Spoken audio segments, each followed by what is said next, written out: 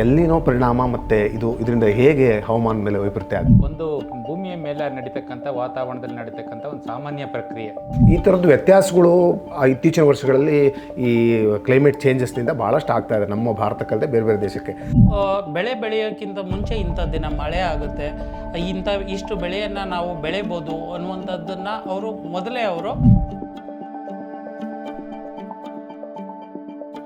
ಕರ್ನಾಟಕಕ್ಕೆ ಬಂದಾಗ, ಯಾಕಂದರೆ ನಮ್ಮ ರಾಜ್ಯದ ವಿಷಯಕ್ಕೆ ಬಂದಾಗ ಅದು ಈ ಸರಿ ಹೇಗೆ ಅದರ ಪರಿಣಾಮ ಇದೆ? ಸೊ ಈಗ ಎಲ್ಲಿನ ಅಂತಕ್ಕಂಥದ್ದು large scale global weather condition ಅಂತ ನಾನು ಹೇಳಿದೆ. ಅದನ್ನು ಬಿಟ್ಟು ಭಾರತಕ್ಕೆ ಇನ್ನೊಂದು ವರದಾನ ಇದೆ.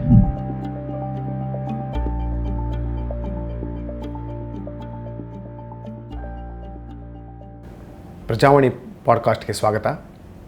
ಕರ್ನಾಟಕದಲ್ಲಿ ಬರದ ಪರಿಸ್ಥಿತಿ ಮತ್ತು ಹವಾಮಾನ ವೈಪರೀತ್ಯಗಳು ಮತ್ತು ಆಹಾರ ಉತ್ಪಾದನೆ ಮೇಲೆ, ಕೃಷಿ ಮೇಲೆ ಆಗ್ತಿರೋ ಪರಿಣಾಮಗಳ ಕುರಿತು ಇಂದು ಚರ್ಚೆಗೆ ನಮ್ಮೊಂದಿಗೆ ಇಬ್ಬರು ಅತಿಥಿಗಳು ಆಗಮಿಸಿದ್ದಾರೆ.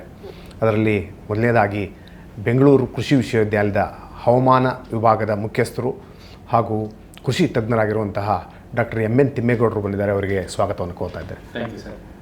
ಅದೇ ರೀತಿ ರೈತಪರ ಹೋರಾಟಗಾರರು, ಕರ್ನಾಟಕ ರೈತ ಹಿತರಕ್ಷಣಾ ಸಂಘದ ಸಲಹೆಗಾರರಾಗಿರುವಂತಹ ಪ್ರಶಾಂತ್ ಹೊಸ್ತುರ್ಗ ಅವರು ಆಗಮಿಸಿದ್ದಾರೆ. ಅವರಿಗೂ ಸಹ ಸ್ವಾಗತವನ್ನು ಕೋರ್ತಾ ಇದ್ದಾರೆ. ಕಳೆದ ಜೂನ್ ತಿಂಗಳಿಂದ ನಮ್ಮ ಮುಂಗಾರು ಪ್ರವೇಶ ಮಾಡಿದೆ. ಇಷ್ಟೊತ್ತಿಗೆ ಜಲಾಶಯಗಳು ತುಂಬಕ್ಕಾಗಿತ್ತು ಮಳೆಯಿಂದಾಗಿ, ಮತ್ತು ಕೃಷಿ ಚಟುವಟಿಕೆಗಳು ಆಲ್ರೆಡಿ ಶುರು ಆಗಬೇಕಾಗಿತ್ತು, ಇಷ್ಟೊತ್ತಿಗೆ ಅಂದರೆ ಆರಂಭ ಆಗಬೇಕಾಗಿತ್ತು. ಆದರೆ ಮಳೆ ಕೊರತೆಯಿಂದ ಎಲ್ಲವೂ ವ್ಯತ್ಯಾಸ ಆಗಿದೆ. ಅದರಲ್ಲಿ ಮುಖ್ಯವಾಗಿ ಎಲ್ಲಿನೋ ಪರಿಣಾಮ, ಆ ಥರ ಮಾರುತದ ಪರಿಣಾಮಗಳು, ಆನಂತರ ಮಳೆ ಕೊರತೆ, ಅದರಿಂದ ಆಗಿರುವಂಥ ಮಳೆ ಕೊರತೆಯಿಂದ ಕೃಷಿಯಿಂದ ಆಹಾರ ಉತ್ಪಾದನೆ, ಇವೆಲ್ಲವೂ ಒಂದಕ್ಕೊಂದು ಸಂಬಂಧ ಇರುವಂಥದ್ದು. ಅದ್ರ ಬಗ್ಗೆ ನಮ್ಮ ಕೃಷಿ ತಜ್ಞರಾಗಿರುವಂತಹ ಡಾಕ್ಟರ್ ಎನ್ ತಿಮ್ಮೇಗೌಡರು ಎಲ್ಲಿನೋ ಪರಿಣಾಮ ಮತ್ತು ಇದರಿಂದ ಹೇಗೆ ಹವಾಮಾನ ಮೇಲೆ ವೈಪರೀತ್ಯ ಆಗ್ತದೆ ಸರ್ ನಿಮ್ಮ? ಹಾಂ, ಈ ಎಲ್ಲಿನೋ ಅಂತಕ್ಕಂಥದ್ದು ಒಂದು ಭೂಮಿಯ ಮೇಲೆ ನಡೀತಕ್ಕಂಥ ವಾತಾವರಣದಲ್ಲಿ ನಡೀತಕ್ಕಂಥ ಒಂದು ಸಾಮಾನ್ಯ ಪ್ರಕ್ರಿಯೆ.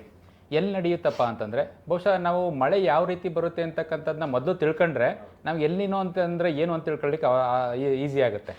ಈಗ ಮಳೆ ಬರ್ತಕ್ಕಂಥದ್ದನ್ನ ತಾವು ಗಮನಿಸಿದರೆ, ಮೊದಲಿಗೆ ಸೂರ್ಯನ ಕಿರಣದಿಂದ ನೀರು ಆವಿ ಆಗಬೇಕು. ಆವಿ ಆದಮೇಲೆ ನೀರು ಮೇಲಕ್ಕೆ ಹೋಗಿ ಮೋಡ ಆಗಬೇಕು. ಮೋಡ ಆಗಿ ನೆಕ್ಸ್ಟ್ ವಾಪಸ್ಸು ಘನರೂಪಕ್ಕೆ ಬಂದ ಮೇಲೆ ಅದು ವಾಪಸ್ಸು ಮಳೆಯಾಗಿ ಭೂಮಿಗೆ ಬರಬೇಕು. ಆ್ಯಕ್ಚುಲಿ ಇದು ಜಲಚಕ್ರ ಅಂತ ನಾವು ಕರಿತೀವಿ. ಈ ಜಲಚಕ್ರದಲ್ಲಿ ನೀರು ಆವಿ ಆಗ್ತಕ್ಕಂಥದ್ದು ಮೊದಲನೇ ಕೆಲಸ. ಆದರೆ ನೀರು ಬಹುತೇಕ ನೀರು ಆವಿ ಆಗ್ತಕ್ಕಂಥದ್ದು, ಭಾಳಷ್ಟು ನೀರು, 100ಕ್ಕೆ 92% ನೀರು ಆವಿ ಆಗ್ತಕ್ಕಂಥದ್ದು ಸಮುದ್ರದಿಂದ. ಇನ್ನು 8ರಿಂದ 10% ನಮಗೆ ಭೂಮಿ ಮೇಲಿಂದ ನೀರು ಆವಿ ಆಗ್ತಕ್ಕಂಥದ್ದು. ಅಂದರೆ ಸಮುದ್ರದ ಮೇಲೆ ನೀರು ಎಷ್ಟು ಆವಿ ಆಗುತ್ತೋ ಅದಕ್ಕನುಗುಣವಾಗಿ ಮಳೆ ಬೀಳ್ತಕ್ಕಂಥದ್ದು. ಸಮುದ್ರದ ಮೇಲೆ 92% ನೀರು ಆವಿ ಆದರೆ 85% ಅಲ್ಲೇ ಮಳೆಯಾಗಿ ಬೀಳುತ್ತೆ. ಇನ್ನು 7% ಗಾಳಿಯ ಮುಖಾಂತರ ಮೋಡಗಳನ್ನ ಭೂಮಿ ಕಡೆಗೆ ಒತ್ತೊಯ್ಕೆ ಬರಬೇಕು. ಆ್ಯಕ್ಚುಲಿ ಈ ಭೂಮಿ ಕಡೆಗೆ ಒತ್ತೊಯ್ಕೆ ಬರ್ತಕ್ಕಂಥದ್ದನ್ನ ನಿರ್ಧಾರ ಮಾಡ್ತಕ್ಕಂಥದ್ದು ಗಾಳಿ. ಈ ಗಾಳಿಯನ್ನು ನಿರ್ಧಾರ ಮಾಡ್ತಕ್ಕಂಥ ಅಂಶ ಯಾವುದಪ್ಪ ಅಂತಂದರೆ, ಗಾಳಿಗೂ ಉಷ್ಣಾಂಶಕ್ಕೂ ಒಂದು ವಿರುದ್ಧವಾದ ಸಂಬಂಧ ಇದೆ. ಗಾಳಿ ಅಟ್ಮಾಸ್ಫಿಯರಿಕ್ ಪ್ರೆಷರ್ ಅಂತ ಹೇಳ್ತೀವಿ, ಗಾಳಿಯ ಒತ್ತಡ ಅಂತ ಕರಿತೀವಿ. ಗಾಳಿಯ ಒತ್ತಡಕ್ಕೂ ಉಷ್ಣಾಂಶಕ್ಕೂ ಇನ್ವರ್ಸ್ ರಿಲೇಷನ್ ಅಂತ ಕರಿತೀವಿ, ಅಂದರೆ ವಿರುದ್ಧ ದಿಕ್ಕಿನ ಸಂಬಂಧ ಅಂತಕ್ಕಂಥದ್ದು. ಸೊ ಇಲ್ಲಿ ಏನಾಗುತ್ತೆ, ಸಮುದ್ರ ಅಂತ ನಾನು ಆಗಲೇ ಹೇಳಿದೆ, ಸಮುದ್ರದಲ್ಲಿ ಸಪ್ತ ಸಾಗರಗಳು ಅಂತ ನಾವೇನು ಹೇಳ್ತೀವಿ. ಆ 7 ಸಾಗರಗಳಲ್ಲಿ ಪೆಸಿಫಿಕ್ ಮಹಾಸಾಗರ ಅಂತಕ್ಕಂಥದ್ದು ತುಂಬ ದೊಡ್ಡ ಸಮುದ್ರ. ಆ್ಯಕ್ಚುಲಿ ಅಂದರೆ ಪೆಸಿಫಿಕ್ ಮಹಾಸಾಗರದಲ್ಲಿ ಆಗುವಂಥ ಬದಲಾವಣೆಗಳು ಪ್ರಪಂಚದ ವಾತಾವರಣವನ್ನು ನಿರ್ಧಾರ ಮಾಡ್ತವೆ. ಅದರಲ್ಲೂ ಕೂಡ ಮಳೆ, ಗಾಳಿ ಮತ್ತು ತಾಪಮಾನ, ಈ 3 ವಿಚಾರದಲ್ಲಿ ಆ ಒಂದು ಸಮುದ್ರದಲ್ಲಾಗುವಂಥ ಬದಲಾವಣೆ ನಮ್ಮ ಇದನ್ನು ನಿರ್ಧಾರ ಮಾಡುತ್ತೆ. ಇಲ್ಲಿ ಪೆಸಿಫಿಕ್ ಮಹಾಸಾಗರದಲ್ಲಿ ಪೂರ್ವ ಪೆಸಿಫಿಕ್ ಮಹಾಸಾಗರ ಮತ್ತು ಪಶ್ಚಿಮ ದಿಕ್ಕು, ಈ 2 ದಿಕ್ಕುಗಳಲ್ಲಿ ನಮಗೆ ಡಿಸೆಂಬರ್, ಜನವರಿ, ಫೆಬ್ರವರಿ, ಮಾರ್ಚ್ ತಿಂಗಳಿನಲ್ಲಿ ಉಷ್ಣಾಂಶದ ವ್ಯತ್ಯಾಸ ಯಾವ ರೀತಿ ಇದೆ ಅಂತಕ್ಕಂಥದ್ದು. ಉಷ್ಣಾಂಶದ ವ್ಯತ್ಯಾಸ ಯಾವ ರೀತಿ ಇದೆ ಅಂತಂದಾಗ, ನಿಮಗೆ ಪೂರ್ವ ಭಾಗದಲ್ಲಿ ಉಷ್ಣಾಂಶ ಜಾಸ್ತಿ ಆದರೆ ನಿಮಗೆ ಅಲ್ಲಿ ಗಾಳಿಯ ಒತ್ತಡ ಕಮ್ಮಿ ಆಗುತ್ತೆ.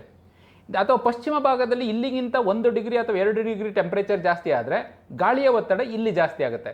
ಗಾಳಿ ಯಾವಾಗಲೂ ಕೂಡ ಗಾಳಿಯ ಒತ್ತಡ ಹೆಚ್ಚಿರ್ತಕ್ಕಂಥ ಪ್ರದೇಶದಿಂದ ಕಡಿಮೆ ಇರ್ತಕ್ಕಂಥ ಪ್ರದೇಶಕ್ಕೆ ಬರ್ತಾ ಇರುತ್ತೆ. ಆ್ಯಕ್ಚುಲಿ ಇಲ್ಲಿ ಈ ಒಂದು ಸಾಮಾನ್ಯ ಪ್ರಕ್ರಿಯೆಯಲ್ಲಿ ಏನಾಗುತ್ತೆ, ಸೊ ನಾನು ಆಗಲೇ ಹೇಳ್ದಂಗೆ ಡಿಸೆಂಬರಿಂದ ಏಪ್ರಿಲ್ ತಿಂಗಳಿನಲ್ಲಿ ಪೆಸಿಫಿಕ್ ಮಹಾಸಾಗರದ ಪೂರ್ವ ಮತ್ತು ಪಶ್ಚಿಮ ದಿಕ್ಕಿನಲ್ಲಿ ಆಗುವಂಥ ಉಷ್ಣಾಂಶದ ವ್ಯತ್ಯಾಸದಿಂದ ಗಾಳಿ ಯಾವ ಕಡೆ ಮೂವ್ ಆಗುತ್ತೆ ಅಂತಕ್ಕಂಥ ನಿರ್ಧಾರ ಆಗುತ್ತೆ. ಮೊದಲೇ ನಾವು ಮಾತಾಡ್ದಂಗೆ 85% ಮಳೆ ಅಲ್ಲೇ ಬಿದ್ದರೆ 7% ಭೂಮಿ ಕಡೆ ಒತ್ತೊಯ್ತಾ ಬರುತ್ತೆ ಅಂತಂದೆ. ಈಗ ಗಾಳಿ ಆ ಕಡೆಯಿಂದ ಪಶ್ಚಿಮದ ಕಡೆಯಿಂದ ಪೂರ್ವದ ಕಡೆಗೆ ನಮ್ಮ ಕಡೆಗೆ ಬಂದರೆ ಏನಾಗುತ್ತೆ, ಆ ಮೋಡಗಳನ್ನು ನಮ್ಮ ಕಡೆಗೆ ಒತ್ಕೊ ಬರುತ್ತೆ. ಆ್ಯಕ್ಚುಲಿ ಅದು ಆ ಒಂದು ಸಂದರ್ಭ ಆ ರೀತಿನಲ್ಲಿ ಆ ಕಡೆಯಿಂದ ಅಮೆರಿಕ ಮತ್ತು ಪೆಸಿಫಿಕ್ ಮಹಾಸಾಗರದ ಆ ಕಡೆಯಿಂದ ನಮ್ಮ ಕಡೆ ಬರ್ತಕ್ಕಂಥ ಪ್ರಕ್ರಿಯೆನ ನಾವು ಲಾನಿನಾ ಅಂತ ಕರಿತೀವಿ. ಅದರ ವಿರುದ್ಧವಾದಂಥದ್ದು ನಮ್ಮ ಕಡೆ ಉಷ್ಣಾಂಶ ಕಡಿಮೆ ಆಗ್ಬಿಟ್ಟು ಅವ್ರ ಕಡೆ ಉಷ್ಣಾಂಶ ಜಾಸ್ತಿ ಆಗಿ ಗಾಳಿ ಈ ಕಡೆಯಿಂದ ಆ ಕಡೆ ಚಲಿಸಿದಾಗ ಅಮೆರಿಕ ಮತ್ತು ಯುರೋಪ್ ಖಂಡಕ್ಕೆ ಆ ಮೋಡಗಳು ಹೆಚ್ಚಿನ ಪ್ರಮಾಣದಲ್ಲಿ ಒತ್ತೊಯ್ತವೆ ಆ್ಯಕ್ಚುಲಿ. ಆಗ ಅದು ನಾವು ಎಲ್ನಿನೋ ಅಂತ ಕರಿತೀವಿ. ಆ ಎಲ್ನಿನೋ ಸಂದರ್ಭದಲ್ಲಿ ಅಮೆರಿಕ ಮತ್ತು ಯುರೋಪ್ ಖಂಡದಲ್ಲಿ ಮಳೆ ಜಾಸ್ತಿ ಆಗುತ್ತೆ. ಲಾನಿನ ಸಂದರ್ಭದಲ್ಲಿ ನಮಗೆ ಭಾರತ, ಆಸ್ಟ್ರೇಲಿಯಾ ಮತ್ತು ಆಫ್ರಿಕನ್ ಕಾಂಟಿನೆಂಟು ಅಥವಾ ಇತರ ಏಷ್ಯನ್ ದೇಶಗಳೇನಿದ್ದಾವೆ ಆ ದೇಶಗಳಿಗೆ ಮಳೆ ಜಾಸ್ತಿ ಆಗುತ್ತೆ. ಅದನ್ನು ನಾವು ಲಾನಿನ ಅಂತ ಕರಿತೀವಿ. ನಮಗೆ ಮಳೆ ಕಡಿಮೆ ಆಗುವಂಥದ್ದು ಅಮೆರಿಕ ಮತ್ತು ಯುರೋಪ್ ಖಂಡಕ್ಕೆ ಜಾಸ್ತಿ ಮಳೆ ಆಗೋ ಸಂದರ್ಭ ಇರುತ್ತಲ್ಲ, ಅದನ್ನು ನಾವು ಎಲ್ನಿನ ಅಂತ ಕರಿತೀವಿ. ಇದು ಎಲ್ನಿನ ಅಂತಕ್ಕಂಥ ಸಾಮಾನ್ಯ ಪ್ರಕ್ರಿಯೆ. ಪ್ರಶಾಂತ್ ಅವರು, ಯಾಕಂದರೆ ಕೃಷಿಕರಿಗೆ ಈ ಹವಾಮಾನದ ಮಾಹಿತಿ ಮುಖ್ಯವಾಗಿ ಬೇಕೇ ಆ ಹವಾಮಾನ ಆಧಾರಿತವಾಗಿ ಮಳೆ ನಕ್ಷತ್ರಗಳ ಮೇಲೆ ಅವರು ರೈತಾಪಿ ಚಟುವಟಿಕೆಗಳನ್ನ ಮುಂಚೆಯಿಂದ ಮಾಡ್ಕೊಂಬಂದಿದ್ದಾರೆ. ಈ ಥರದ್ದು ವ್ಯತ್ಯಾಸಗಳು ಇತ್ತೀಚಿನ ವರ್ಷಗಳಲ್ಲಿ ಈ ಕ್ಲೈಮೇಟ್ ಚೇಂಜಸ್ನಿಂದ ಭಾಳಷ್ಟು ಆಗ್ತಾ ಇದೆ ನಮ್ಮ ಭಾರತಕ್ಕಲ್ಲದೆ ಬೇರೆ ಬೇರೆ ದೇಶಕ್ಕೆ. ಈ ರೈತರಲ್ಲಿ ಜಾಗೃತಿ ಮೂಡಿಸೋ ಈ ಬಗ್ಗೆ, ಅಂದರೆ ಈ ಥರ ಆದಾಗ ಏನಾಗುತ್ತೆ ಏನು ಆ ಥರದ್ದು ನೀವು ರೈತರಿಗೆ ಮೂಡಿಸೋಂಥ ಪ್ರಯತ್ನ ಮಾಡ್ತಾ ಇದ್ದೀರಾ ಹೇಗೆ? ಖಂಡಿತವಾಗ್ಲು ಸರ್, ನಾವು ಕೂಡ ರೈತರಿಗೆ ಹಿಂದೆ ಎಲ್ಲ ನಮ್ಮ ಪೂರ್ವಿಕರು ಎಲ್ಲ ಸಾಂಪ್ರದಾಯಿಕ ಕೃಷಿ ಪದ್ಧತಿ ಅನುಸರಿಸಬೇಕಾದ್ರೆ ಈ ಹವಾಮಾನದ ಜೊತೆಗೆ ಪ್ರಕೃತಿಯ ಜೊತೆಗೆ ಒಂದು ರೀತಿ ನಿಖರವಾದಂಥ ಒಂದು ಸಂಬಂಧ ಇತ್ತು ಅವ್ರಿಗೆ. ಅವರು ಬೆಳೆ ಬೆಳೆಯೋಕ್ಕಿಂತ ಮುಂಚೆ ಇಂಥ ದಿನ ಮಳೆ ಆಗುತ್ತೆ, ಇಷ್ಟು ಬೆಳೆಯನ್ನು ನಾವು ಬೆಳೆಬೋದು ಅನ್ನುವಂಥದ್ದನ್ನು ಮೊದಲೇ ಅವರು ಗ್ರಹಿಕೆ ಚೆನ್ನಾಗಿತ್ತು ಅವ್ರಿಗೆ. ಆದರೆ ಇಂದಿನ ದಿನಗಳಲ್ಲಿ ಏನಾಗಿದೆ ಅಂತ ಹೇಳಿದ್ರೆ, ಬದಲಾದ ತಾಪಮಾನದ ಕಾರಣ ಹವಾಮಾನ ಎಲ್ಲ ಬದಲಾಗ್ತಾ ಇದ್ದಾಗೆ ಹಾಗೆ ಮಳೆಯ ಪರಿಣಾಮಗಳನ್ನು ಕೂಡ ಅದನ್ನು ಕೂಡ ವ್ಯತ್ಯಾಸಗಳಾಗಿದೆ. ಹಾಗಾಗಿ ಇದೆಲ್ಲ ಕೈಗಾರಿಕಾ ಕ್ರಾಂತಿ ಇದೆಲ್ಲ ಆದಾಗ 1.2 ಸೆಲ್ಸಿಯಸ್ ಇದ್ದುದು ಈಗ ಜಾಗತಿಕ ಮಟ್ಟದಲ್ಲಿ 1.3 ಸೆಲ್ಸಿಯಸ್ ಆಗಿದೆ. ಇವೆಲ್ಲ ನೇರವಾಗಿ ಕೃಷಿಯ ಮೇಲೆ ಪರಿಣಾಮ ಬೀಳ್ತಾ ಇದೆ. ಆದರೆ ಜನರಿಗೆ ತಾವು ಏನು ಬೆಳಿಬೇಕು, ಯಾತಕ್ಕಾಗಿ ಇದೇ ಬೆಳೆಯನ್ನು ನಾನು ಬೆಳಿಬೇಕು, ಮತ್ತು ಈ ತೇವಾಂಶ ಏನಿರುತ್ತೆ ಹವಾಮಾನ ಇದಕ್ಕೆ ಅನುಕೂಲಕರವಾಗಿದೆಯಾ ಅನ್ನುವಂಥದ್ದನ್ನು ಆ ಒಂದು ವಿಜ್ಞಾನನ ಅರಿತುಕೊಳ್ಳುವಂಥ ಸಾಮರ್ಥ್ಯ ಇವತ್ತು ರೈತರಲ್ಲಿ ಇಲ್ಲವಾಗಿದೆ. ಸರ್ಕಾರಗಳನ್ನು ಕೂಡ ಈ ಒಂದು ನಿಟ್ಟಿನಲ್ಲಿ ಯಾವುದೇ ರೀತಿ ಅವರು ಕಟ್ಟಕಡೆಯ ರೈತನನ್ನು ತಲುಪುವಂಥ ಪ್ರಯತ್ನ ಮಾಡ್ತಾ ಇಲ್ಲ. ಈಗ ಮಾಧ್ಯಮಗಳ ಮುಖೇನ ಇರ್ಬೋದು, ಯಾವುದೋ ಒಂದು ಸಂದೇಶಗಳನ್ನು ಕೊಡ್ತಾರೆ, ಆದರೆ ಆ ಸಂದೇಶಗಳನ್ನು ಇದ್ರ ಮೂಲಕ ಕೊಡ್ತಾರೆ. ಆದರೆ ಆ ರೈತರಿಗೆ, ಕಟ್ಟಕಡೆಯ ರೈತರಿಗೂ ಕೂಡ ಇದು ತಲುಪಿದೆಯಾ ಅನ್ನುವಂಥದ್ದು ನೋಡೋಕೆ ಹೋದರೆ ಅದು ಎಷ್ಟೋ ತಲುಪಿರಲ್ಲ. ಹಾಗಾಗಿ ಈ ರೀತಿ ಕೃಷಿಗೆ ಸಂಬಂಧಪಟ್ಟಂಥ ಸರಿಯಾದ ನಿರ್ಧಾರಗಳನ್ನು ತೆಗೆದುಕೊಳ್ಳೋದಕ್ಕೆ ಇವತ್ತು ರೈತರಿಂದ ಸಾಧ್ಯವಾಗ್ತಾ ಇಲ್ಲ. ಹಾಗಾಗಿ ಕೃಷಿ ಕ್ಷೇತ್ರದಲ್ಲಿ ಅತ್ಯಂತ ಹೆಚ್ಚಿನ ವಿಫಲತೆಯನ್ನು ಅನುಭವಿಸ್ತಾ ಇದ್ದಾರೆ ಸರ್. ಆಮೇಲೆ ಈಗ ಎಲ್ಲಿನೋ ಪರಿಣಾಮ ನೀವು ಅದನ್ನ ವಿವರವಾಗಿ ಹೇಳಿದ್ರಿ. ಕರ್ನಾಟಕಕ್ಕೆ ಬಂದಾಗ, ಯಾಕಂದರೆ ನಮ್ಮ ರಾಜ್ಯದ ವಿಷಯಕ್ಕೆ ಬಂದಾಗ ಅದು ಈ ಸರಿ ಹೇಗೆ ಅದರ ಪರಿಣಾಮ ಇದೆ, ಹೇಗೆ ಅದು ಕೃಷಿ ಮೇಲೆ ಹೇಗೆ ಈಗ ಮುಂದಿನ ಸೀಸನ್ಗೆ ಈ ಬರುವ ಈ ಎಲ್ನಿನೋ ಪ್ರಪಂಚದ ಸಾಂಪ್ರದಾಯಿಕ ಅಥವಾ ಒಂದು ಪ್ರಕ್ರಿಯೆ ಆಗೋದಾದರೆ ಅದಕ್ಕೆ ಭಾರತ ದೇಶಕ್ಕೆ ಮತ್ತೊಂದು ವರದಾನವಾಗಂಥ ಅಂಶ ಅಂತಂದರೆ IOD, ಇಂಡಿಯನ್ ಓಷನ್ ಡೈಪೋಲ್ ಅಂತ ಹೇಳ್ತೀವಿ. ಹಿಂದೂ ಮಹಾಸಾಗರದಲ್ಲಿ ಆಗ್ತಕ್ಕಂಥ ಬದಲಾವಣೆ ಕೂಡ ಭಾರತದ ಮುಂಗಾರನ್ನು ನಿರ್ಧರಿಸುತ್ತೆ ಆ್ಯಕ್ಚುಲಿ. ಅಲ್ಲಿ ಎಲ್ಲಾಗುತ್ತಪ್ಪ ಅಂತಂದರೆ ಆಫ್ರಿಕಾ ದೇಶದ ಒಂದು ಕಾರ್ನರಲ್ಲಿ ಭಾಗದಲ್ಲಿ ನಮಗೆ ಮಡಗಾಸ್ಕರ್ ಅಂತಕ್ಕಂಥ ಒಂದು ದೇಶ ದೇಶದ ಪಕ್ಕದಲ್ಲಿ ಮಸ್ಕರೇನ್ ಅಂತಕ್ಕಂಥ ಒಂದು ಪ್ರದೇಶ ಇದೆ. ಸಮುದ್ರದ ಆ ಮಸ್ಕರೇನ್ ಪ್ರದೇಶದ ತಡಿನಲ್ಲಿ ಒಂದು ಪ್ರೆಷರ್, ಅಧಿಕ ಗಾಳಿಯ ಒತ್ತಡದ ಒಂದು ಪ್ರದೇಶ ನಿರ್ಮಾಣ ಆಗುತ್ತೆ. ಅಲ್ಲಿ ಅಧಿಕ ಗಾಳಿಯ ಒತ್ತಡ ನಿರ್ಮಾಣ ಆದಾಗ ನಮ್ಮ ಕೇರಳ ಮತ್ತು ಕರ್ನಾಟಕ ಬಾರ್ಡ್ರಲ್ಲಿ ನಮಗೆ ಲೋ ಪ್ರೆಷರ್ ಅಂದರೆ ಕಡಿಮೆ ಗಾಳಿಯ ಒತ್ತಡ ಇರ್ತಕ್ಕಂಥ ಸನ್ನಿವೇಶ ನಿರ್ಮಾಣ ಆಗುತ್ತೆ. ಆವಾಗ ಏನಾಗುತ್ತೆ, ಗಾಳಿ ಈ ಆಫ್ರಿಕಾ ದೇಶವನ್ನು ಸುತ್ತಕೊಂಡು ನಮಗೆ ಕೇರಳ ಕಡೆಗೆ ಒಂದು ಮುಂಗಾರು ಮಾರುತಗಳನ್ನು ಒತ್ತೊಯ್ಕ ಬರುತ್ತೆ. ಆವಾಗ ಈ ಹಿಂದೂ ಮಹಾಸಾಗರದಿಂದ ಆವಿಯಾಗಿರ್ತಕ್ಕಂಥ ನೀರಿಂದ ಮೋಡಗಳಾಗಿರ್ತವಲ್ಲ, ಆ ಮೋಡವನ್ನು ಆ ಕಡೆಗೆ ಹೊತ್ಕೊಂಡ್ಬಂದು ನಮ್ಮ ದೇಶಕ್ಕೆ ಹೆಚ್ಚಿನ ಮಳೆ ಸೂಸುವಂಥ ಸಾಧ್ಯತೆ ಇರುತ್ತೆ. ಆ ಕಾರಣದಿಂದ ಎಲ್ಲ ಎಲ್ಲಿನ ವರ್ಷಗಳಲ್ಲೂ ಭಾರತದಲ್ಲಿ ಮಳೆ ಕಡಿಮೆ ಆಗೋದಿಲ್ಲ. 100ರಲ್ಲಿ 60% ಎಲ್ಲಿನ ವರ್ಷದಲ್ಲೂ ಕೂಡ ಭಾರತ ದೇಶ ಮತ್ತು ಕರ್ನಾಟಕ ರಾಜ್ಯದಲ್ಲಿ ಉತ್ತಮವಾದ ಮಳೆ ಆಗುತ್ತೆ. ಆದರೆ ಈ ವರ್ಷ ಈ IOD ಅಂತಕ್ಕಂಥ ನಾನು ಏನು ಹೇಳಿದೆ, ಹಿಂದೂ ಮಹಾಸಾಗರದಲ್ಲಿ ಆಗುವಂಥ ಬದಲಾವಣೆ ಕೂಡ ನಮಗೆ ವಿರುದ್ಧವಾಗಿದೆ ಆ್ಯಕ್ಚುಲಿ. ಹಾಗಾಗಿ ನಮಗೆ ಈ ಸೂಪರ್ ಎಲ್ಲಿನೋ ಅಥವಾ ಕಡಿಮೆ ಮಳೆಯ ತೀವ್ರತೆ ನೋಡ್ತಕ್ಕಂಥ ಒಂದು ಇದಿದೆ. ಸೊ ಈ ಎರಡೂ ಅಂಶಗಳನ್ನು ಪರಿಗಣಿಸಿ ಭಾರತ ಹವಾಮಾನ ಇಲಾಖೆ, ಇಂಡಿಯಾ ಮೆಟರಾಲಜಿಕಲ್ ಡಿಪಾರ್ಟ್ಮೆಂಟ್ ಏನಿದೆ, ನಮಗೆ ಈಗ ಆಲ್ರೆಡಿ ಏಪ್ರಿಲ್ ತಿಂಗಳಿನಲ್ಲಿ ಒಂದು ಮುನ್ಸೂಚನೆಯನ್ನು ನೀಡಿತು. ಈ ವರ್ಷ ದೇಶದಲ್ಲಿ ಮಳೆ ಕೊರತೆ ಆಗುತ್ತೆ, ಇವನ್ ಕರ್ನಾಟಕದಲ್ಲೂ ಕೂಡ ಕೊರತೆ ಆಗುತ್ತೆ ಅಂತಕ್ಕಂಥ ಸೂಚನೆಯನ್ನು ಆ ಸಂದರ್ಭದಲ್ಲೇ ನೀಡಿತ್ತು. ಅದನ್ನು ಮೇ ತಿಂಗಳ ಕೊನೆ ಭಾಗದಲ್ಲಿ ಭಾರತ ಹಿಂದೂ ಮಹಾಸಾಗರದಲ್ಲಿ ಆಗುವಂಥ ಬದಲಾವಣೆಯನ್ನು ಪರಿಷ್ಕರಿಸಿ 94% ಬರೋ ಕಡೆ 92%, ಇನ್ನೂ ಸ್ವಲ್ಪ ಮಳೆ ಕಮ್ಮಿ ಆಗುತ್ತೆ, ಈ ವರ್ಷ IOD ಕೂಡ ನಮ್ಮ ಪರವಾಗಿಲ್ಲ ಅಂತಕ್ಕಂಥ ಸೂಚನೆಯನ್ನು ಭಾರತ ಹವಾಮಾನ ಇಲಾಖೆ ನೀಡಿತು. ಸೊ ಆ ಕಾರಣದಿಂದ ಏನಾಗ್ತಾ ಇದೆ, ಸೊ ನಮಗೆ ಮಳೆ ಕಡಿಮೆ ಆಗ್ತಕ್ಕಂಥ ಒಂದು ಸಂದರ್ಭ ನಿರ್ಮಾಣ ಆಗ್ತಾ ಇದೆ. ಸೊ ಈಗ ನಾವು ಕಳೆದ ಒಂದು 7 ವರ್ಷವನ್ನು ನೋಡಿದ್ರೆ 2018ರಿಂದ 2023ರ ಬೇಸಿಗೆ ಹಂಗಾಮಿನಲ್ಲಿ ಮಾತ್ರ ಮಳೆ ಕೊರತೆ ಆಗಿತ್ತು. ಅದನ್ನು ಬಿಟ್ಟರೆ ಉಳಿದಂತೆ ಕಳೆದ 7-8 ವರ್ಷಗಳು ನಮಗೆ ಉತ್ತಮವಾದಂಥ ಮಳೆಯನ್ನು ನಾವು ದಾಖಲು ಮಾಡಿದ್ವಿ ಆ್ಯಕ್ಚುಲಿ. ಸೊ ಈ ವರ್ಷ ಈ ಒಂದು IOD ಮತ್ತು ಎಲ್ಲಿನೋ ಕೂಡ ನಮ್ಮ ವಿರುದ್ಧವಾಗಿರೋ ಕಾರಣದಿಂದ ಏನಾಗ್ತಾ ಇದೆ, ಈ ವರ್ಷ ಮಳೆ ಕಡಿಮೆ ಆಗುತ್ತೆ ಆ್ಯಕ್ಚುಲಿ. ಮಳೆ ಕಡಿಮೆ ಆಗೋದ್ರ ಜೊತೆಗೆ ನಮಗೆ ಮಳೆ ಕಡಿಮೆ ಆದರೂ ಸಮಸ್ಯೆ ಇಲ್ಲ. ಬಹುಶಃ ನಾವೆಲ್ಲ ಇಸ್ರೇಲ್ ಕೃಷಿ ಅಂತ ಮಾತಾಡ್ತೀವಿ ಆ್ಯಕ್ಚುಲಿ. ಇಸ್ರೇಲಲ್ಲಿ ಮಳೆ ಎಷ್ಟು ಬೀಳುತ್ತೆ? 250 ಮಿಲಿಮೀಟ್ರಿಂದ 400 ಮಿಲಿಮೀಟ್ರ್ ಮಳೆ ಬೀಳ್ತಕ್ಕಂಥ ಸನ್ನಿವೇಶ ಅಲ್ಲಿ. 250 ಮಿಲಿಮೀಟ್ರ್ 400 ಮಿಲಿಮೀಟ್ರಲ್ಲಿ ಅವ್ರದ್ದು ಟಾಪ್ 1ನಲ್ಲಿ ಇರಬೇಕಾದ್ರೆ ನಾವು ನಮ್ಮ ಕರ್ನಾಟಕ ರಾಜ್ಯದ ಸರಾಸರಿ ಏನು ತಗೊಂಡ್ರೆ 1200 ಬೀಳುತ್ತೆ. ಈವನ್ ನಮ್ಮ ದಕ್ಷಿಣ ಕರ್ನಾಟಕದ ಅವರೇಜ್ ತಗೊಂಡ್ರು ಕೂಡ 750ರಿಂದ 800 ಮಿಲಿಮೀಟ್ರ್ ಮಳೆ ಬೀಳ್ತಕ್ಕಂಥ ಪ್ರದೇಶಗಳೇ ಜಾಸ್ತಿ ಇರ್ತಕ್ಕಂಥದ್ದು. ಸೊ 10% ಮಳೆ ಕಡಿಮೆ ಆದರೆ ರೈತಂಗೆ ಸಮಸ್ಯೆ ಆಗೋದಿಲ್ಲ. ಆದರೆ ಸಮಸ್ಯೆ ಎಲ್ಲಾಗ್ತಾ ಇದೆ ನಮಗೆ ಅಂತಂದರೆ, ಬೇಕಾದಂಥ ಮಳೆ ಉಯ್ಬೇಕಾದಂಥ ಟೈಮ್ನಲ್ಲಿ ಉಯ್ತಾ ಇಲ್ಲ, ಉಯ್ಬೇಕಾದಂಥ ಜಾಗದಲ್ಲಿ ಉಯ್ತಾ ಇಲ್ಲ. ಇದಕ್ಕೆ ನಾವು ಉದಾಹರಣೆ ಹೇಳೋದಾದ್ರೆ ಹಂಚಿಕೆನಲ್ಲಿ, ಮಳೆಯ ಹಂಚಿಕೆನಲ್ಲಿ ವ್ಯತ್ಯಾಸ ಆಗಿದೆ ಅಂತ. ಹಂಚಿಕೆನ ನಿಮ್ಗೆ ಉದಾಹರಣೆ ಹೇಳೋದಾದ್ರೆ, ನಾವು ಚಿಕ್ಕವರಾಗಿದ್ದಾಗ ದೇವನಹಳ್ಳಿನಲ್ಲಿ ಮಳೆ ಹೋದ್ರೆ ಇಲ್ಲಿ MG ರೋಡಲ್ಲೂ ಕೂಡ ಮಳೆ ಹುಯ್ತಾ ಇತ್ತು ಆ್ಯಕ್ಚುಲಿ. ಅಂದರೆ 30-35 ಕಿಲೋಮೀಟರ್ ದೂರದಲ್ಲಿದ್ದಾಗ ಮಳೆ ಹುಯ್ತಾ ಇತ್ತು ಆ್ಯಕ್ಚುಲಿ. ಇವತ್ತೇನಾಗಿದೆ, MG ರೋಡಲ್ಲಿ ಮಳೆ ಹುಯ್ತಾ ಇದ್ದು ಪಕ್ಕದಲ್ಲಿ 1 ಕಿಲೋಮೀಟರ್ ದೂರದಲ್ಲಿರ್ತಕ್ಕಂಥ ಕ್ವೀನ್ಸ್ ರೋಡಲ್ಲಿ ಮಳೆ ಇರೋದಿಲ್ಲ ಆ್ಯಕ್ಚುಲಿ. ಸೊ ಹಂಚಿಕೆನಲ್ಲಿ ಆ ರೀತಿ ಪ್ರದೇಶವಾರು ಹಂಚಿಕೆನಲ್ಲಿ ಸಾಕಷ್ಟು ವ್ಯತ್ಯಾಸ ಆಗಿದೆ. ಎರಡನೇದು, ಈಗ ನಮ್ಮ ಇವರು ಪ್ರಶಾಂತ್ ಅವರು ಕೂಡ ಮಾತಾಡ್ತಾ ಇದ್ರು. ಓಕೆ, ನಾವು ಹಿಂದಿನ ಕಾಲದಲ್ಲಿ ರೈತರು ನಾವು ಈ ಟೈಮ್ನಲ್ಲಿ ಮಳೆ ಬರುತ್ತೆ, ಆ ಟೈಮ್ಗೆ ಇಂಥ ತಳಿನೇ ಬಿತ್ತನೆ ಮಾಡಬೇಕು ಅಂತಕ್ಕಂಥ ಸೂಚನೆಯನ್ನು ನಾವು ಮಾಡ್ಕೋತಾ ಇದ್ವಿ ಅಂತ. ಸೊ ಅಂದರೆ ಕಾಲಕ್ಕೆ ಯಾವ ಟೈಮ್ಗೆ ಮಳೆ ಬೀಳಬೇಕು ಅಂತಕ್ಕಂಥದ್ದು ನಿರ್ಧಾರ ಕರೆಕ್ಟಾಗಿ ಆಗ್ತಿತ್ತು, ಅದ್ರ ಪ್ರಕಾರ ಆಗ್ತಾ ಇತ್ತು. ಇಲ್ಲಿ ನಾನು ನಿಮ್ಗೊಂದು ಉದಾಹರಣೆ ಕೊಟ್ಟು ಹೇಳೋದಾದ್ರೆ, ಒಬ್ಬ ಮನುಷ್ಯ ಆರೋಗ್ಯವಂತ ಮನುಷ್ಯ ಆದರೆ ಅವನು ಯಾವ ಸಂದರ್ಭಕ್ಕೆ ಯಾವ ರೀತಿ ಬಿಹೇವ್ ಮಾಡ್ತಾನೆ ಅಂತ ನಾವು ಹೇಳ್ಬೋದು. ಆ ಮನುಷ್ಯನ ನೋಡಿರ್ತೀವಿ ನಾವು. ಯಾವಾಗ ಅವ್ನಿಗೆ BP ಶುಗರು ಜಾಸ್ತಿ ಆಗ್ಬಿಟ್ಟಿರುತ್ತೋ ಆವಾಗ ಇವನಿಗೆ ಕೆಮ್ಮು ಬರುತ್ತಾ ಜಗಡಿ ಬರುತ್ತಾ ಪ್ರಿಡಿಕ್ಟ್ ಮಾಡೋಕೆ ಆಗೋದಿಲ್ಲ ಆ್ಯಕ್ಚುಲಿ. ಸೊ ವೈಪರೀತ್ಯಗಳು ಜಾಸ್ತಿ ಆಗ್ತಾ ಇದ್ದಾವೆ. ಸೊ ಇಲ್ಲಿ ಸಮಯವಾರು ಹಂಚಿಕೆ ಮತ್ತು ಪ್ರದೇಶವಾರು ಹಂಚಿಕೆಯಲ್ಲಿ ಸಾಕಷ್ಟು ವ್ಯತ್ಯಾಸ ಆಗಿರೋದ್ರಿಂದ ಕೃಷಿ ಸಮಸ್ಯೆಗೆ ಈಡಾಗಿದೆ. ಅದರಲ್ಲೂ ಕರ್ನಾಟಕ ರಾಜ್ಯ ಮಳೆ ಆಶ್ರಿತ ಕೃಷಿಯನ್ನು ಹೆಚ್ಚಿನ ಪ್ರಮಾಣದಲ್ಲಿ ಅವಲಂಬಿಸಿರ್ತಕ್ಕಂಥದ್ದು. ಸೊ ಮಳೆ ಜೊತೆಗೆ ನಮ್ಮ ಕೃಷಿಯನ್ನು ಜೂಜಾಟ ಅಂತ ಕರಿತೀವಿ ನಾವು ಆ್ಯಕ್ಚುಲಿ. ಸೊ ಮಳೆ ಚೆನ್ನಾಗಾಯಿತು ಅಂತಂದರೆ ರೈತನ ಬದುಕು ಚೆನ್ನಾಗಿರುತ್ತೆ, ಮಳೆ ವ್ಯತ್ಯಯ ಆಯಿತು ಅಂತಂದರೆ ರೈತ ಸಮಸ್ಯೆಗೆ ದುಡ್ತಕ್ಕಂಥದ್ದು ನಾವೆಲ್ಲ ನೋಡ್ಕೊಂಡಿರ್ತಕ್ಕಂಥ ವಿಚಾರ ಆಗಿದೆ. ಈ ವರ್ಷ ಓಕೆ, ಜೂನ್ ತಿಂಗಳಿನಲ್ಲಿ ಮಳೆ ಕೊರತೆ ಆಯಿತು ಆ್ಯಕ್ಚುಲಿ. ಜೂನ್ನಲ್ಲಿ ಬಹುತೇಕ ಪ್ರದೇಶಗಳಲ್ಲಿ ಮಳೆ ಇದ್ರೂ ಕೂಡ ನಮಗೆ ಜುಲೈ ತಿಂಗಳಿನಲ್ಲಿ, ಅದರಲ್ಲೂ ಕೂಡ ಜುಲೈ ತಿಂಗಳಿನಲ್ಲಿ ನಮಗೆ ಮಲೆನಾಡು ಮತ್ತು ಕರಾವಳಿ ಪ್ರದೇಶದಲ್ಲಿ ಉತ್ತಮವಾಗಿ ಮಳೆ ಪ್ರಾರಂಭ ಆಯಿತು. ಜೂನ್ 1ರಿಂದ ಜೂನ್ 8ನೇ ತಾರೀಕು ನೋಡೋದಾದ್ರೆ ನಮಗೆ ಉತ್ತಮವಾಗಿ ಮಳೆ ಪ್ರಾರಂಭ ಆಯಿತು. ಆದರೆ ಮುಂದಿನ ವಾರ ಕೂಡ ಅಲ್ಲೂ ಕೂಡ ಮಳೆ ಕಡಿಮೆ ಆಗುವಂಥ ಮುನ್ಸೂಚನೆಯನ್ನು ಈಗಾಗಲೇ ನೀಡಿದೆ ಆ್ಯಕ್ಚುಲಿ. ಸೊ ಜುಲೈನಲ್ಲೂ ಕೂಡ ಮಳೆ ಕೊರತೆ ಆಗುವಂಥ ಸನ್ನಿವೇಶನೇ ಇರ್ತಕ್ಕಂಥದ್ದು. ಆಗಸ್ಟ್ ಸೆಪ್ಟೆಂಬರ್ ತಿಂಗಳಿನಲ್ಲಿ ಎಲ್ಲಿನೋ ಅಂತಕ್ಕಂಥದ್ದರ ಪರಿಣಾಮ ಮತ್ತಷ್ಟು ಜಾಸ್ತಿ ಆಗುವಂಥ ಸಾಧ್ಯತೆ ಇದೆ. ಹಾಗಾದಾಗ ಮಳೆ ಬಿದ್ರೂ ಕೂಡ ರೈತನಿಗೆ ಬೇಕಾದಂಥ ಟೈಮಿಗೆ ಬೀಳೋದಿಲ್ಲ, ಬೇಕಾದ ಜಾಗದಲ್ಲಿ ಬೀಳೋದಿಲ್ಲ. ಮಳೆ ಬಂದ್ರೂ ಹೆಚ್ಚಾದರೂ ಸಮಸ್ಯೆ ರೈತನಿಗೆ, ಮಳೆ ಕಡಿಮೆ ಆದ್ರೂ ಸಮಸ್ಯೆ ಆಗುತ್ತೆ. ಹಾಗಾಗಿ ಈ ವರ್ಷದ ಕೃಷಿ ಬದುಕು ಅಷ್ಟು ಉತ್ತಮವಾಗಿಲ್ಲ ಅಂತಕ್ಕಂಥ ವಿಚಾರವನ್ನು ನಾವು ಗಮನದಲ್ಲಿಟ್ಕೋಬೇಕು. ಅದಕ್ಕೆ ರೈತರು ತಮ್ಮನ್ನು ನಾವು ಎಲ್ಲರೂ ಕೂಡ, ರೈತರು, ಸರ್ಕಾರ, ವಿಜ್ಞಾನಿಗಳು, ಮಾಧ್ಯಮ ಎಲ್ಲ ಕೂಡ ನಾವು ಅವರ ಒಂದು ಸಿದ್ಧತೆಯನ್ನು ಮಾಡ್ಕೊಳ್ಳೋದ್ರ ಮುಖಾಂತರ ರೈತರ ಜೀವನಕ್ಕೆ ಒಂದು ಇದನ್ನು ತುಂಬುವಂಥ ಕೆಲಸ ಆಗಬೇಕಾಗಿದೆ. ಪ್ರಶಾಂತ್ ಅವರೇ, ಡಾಕ್ಟರ್ ತಿಮ್ಮೇಗೌಡರು ಹೇಳಿದ್ರೆ ರೈಟಾಗಿ ಹೇಳಿದ್ರೆ ವೈಪರೀತ್ಯ ಭಾಳ ಅದರ ಪರಿಣಾಮ ಆಗ್ತಾ ಇದೆ ಅಂತ. ಅನ್ನದಾತ, ರೈತ ಅಂದರೆ ಅನ್ನದಾತ. ಯಾಕೆಂದರೆ ನಾವು ಯಾವುದೇ ನಗರದಲ್ಲಿರ್ಬೋದು, ಏನೇ ಇರ್ಬೋದು, ಕೃಷಿ ಊಟಕ್ಕೆ ಅನ್ನ ಅನ್ನೋದು ರೈತನೇ ಬೆಳಿಬೇಕು, ಅಲ್ಲಿಂದನೇ ಬರಬೇಕು. ಭಾರತದ ವ್ಯವಸ್ಥೆ, ನಮ್ಮ ಕರ್ನಾಟಕ ವ್ಯವಸ್ಥೆ ಆ ಥರ ಇದೆ.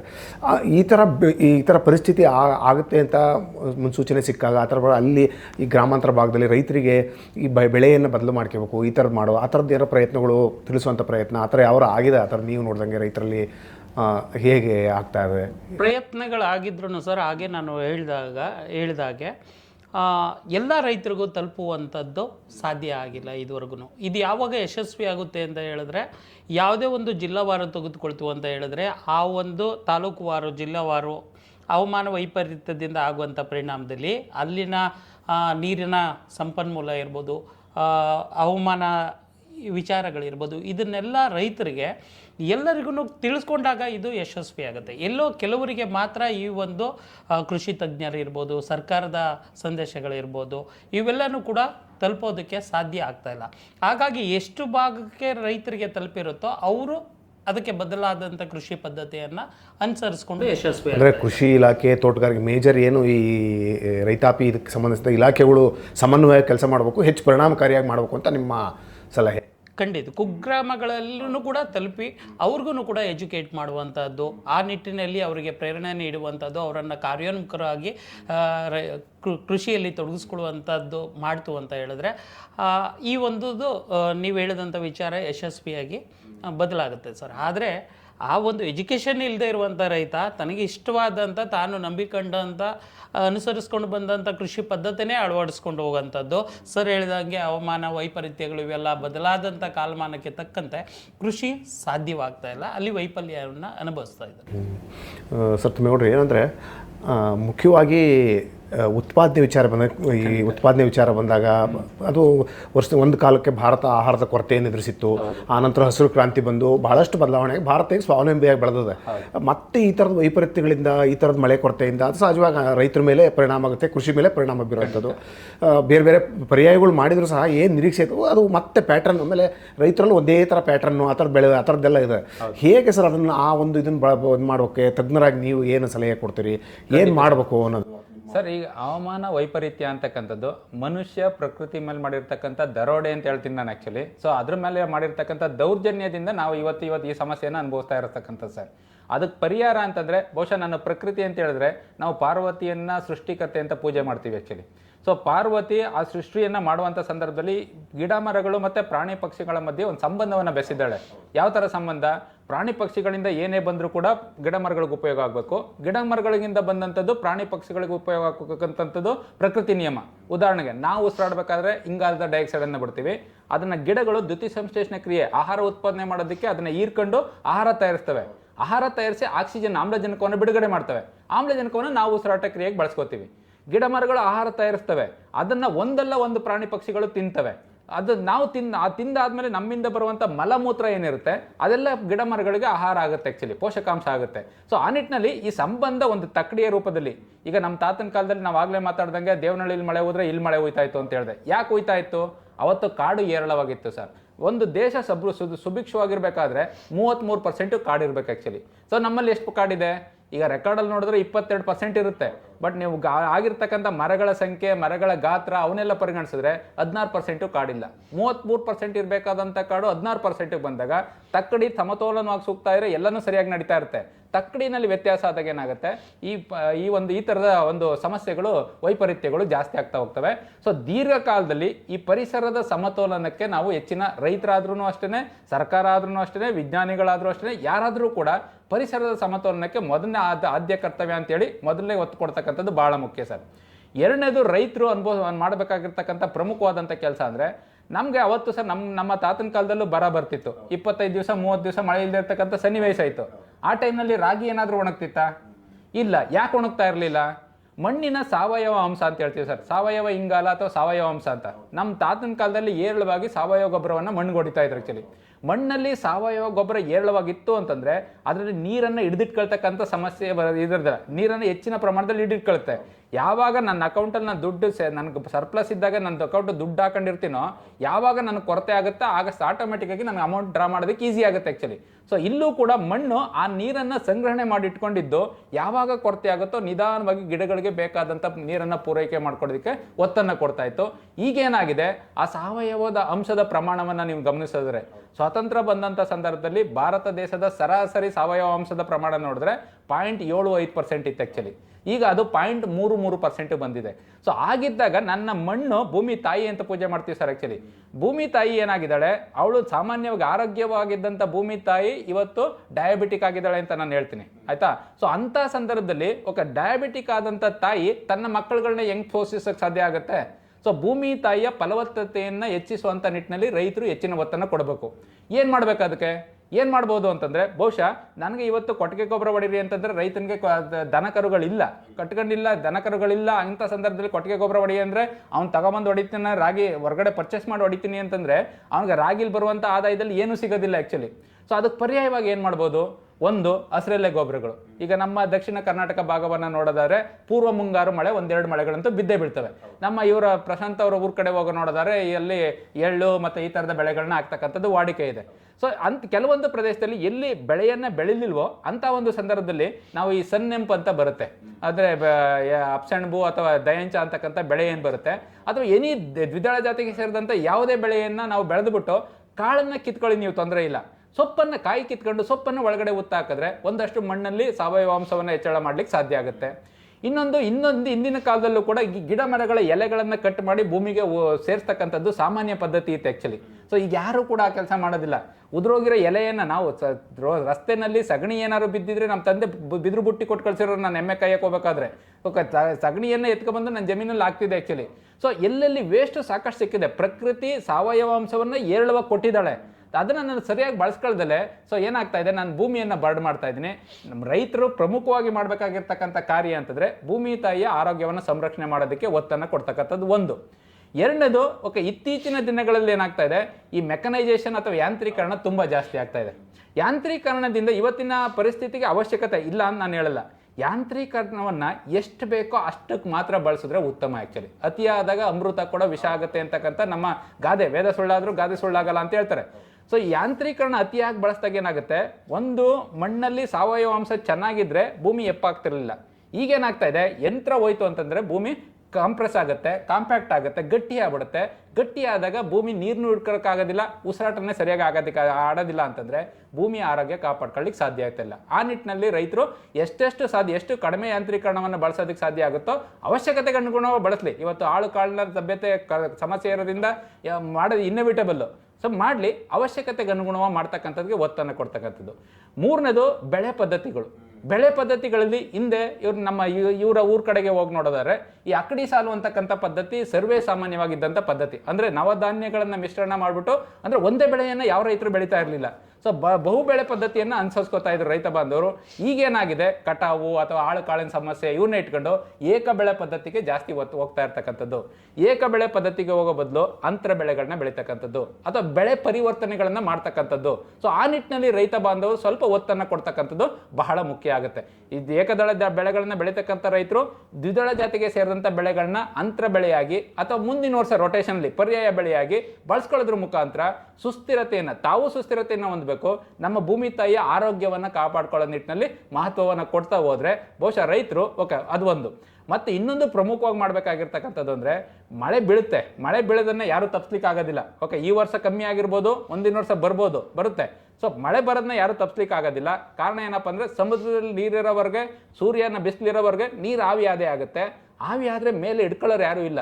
ಹಿಂದೆ ಹೇಳ್ತಿದ್ರು ದೇವೇಂದ್ರಾಯ ಅಂತ ದೇವರು ಇರ್ತಾರೆ, ಒಳ್ಳೆಯವರು ಕೆಟ್ಟವರು ಅಂತ ನೋಡ್ಕೊಂಡು ಮಳೆ ಹೋಗಿಸ್ತಾರೆ ಅಂತ. ಬಹುಶಃ ದೇವೇಂದ್ರಾಯನವರು ನಮ್ಮ ಕೆಟ್ಟತನವನ್ನು ನೋಡಿ ಅವರು ಎಲ್ಲ ಬೇರೆ ಕಡೆ ಹೋಗ್ಬಿಟ್ಟಿದ್ದಾರೆ ಅನಿಸುತ್ತೆ ಬಹುಶಃ.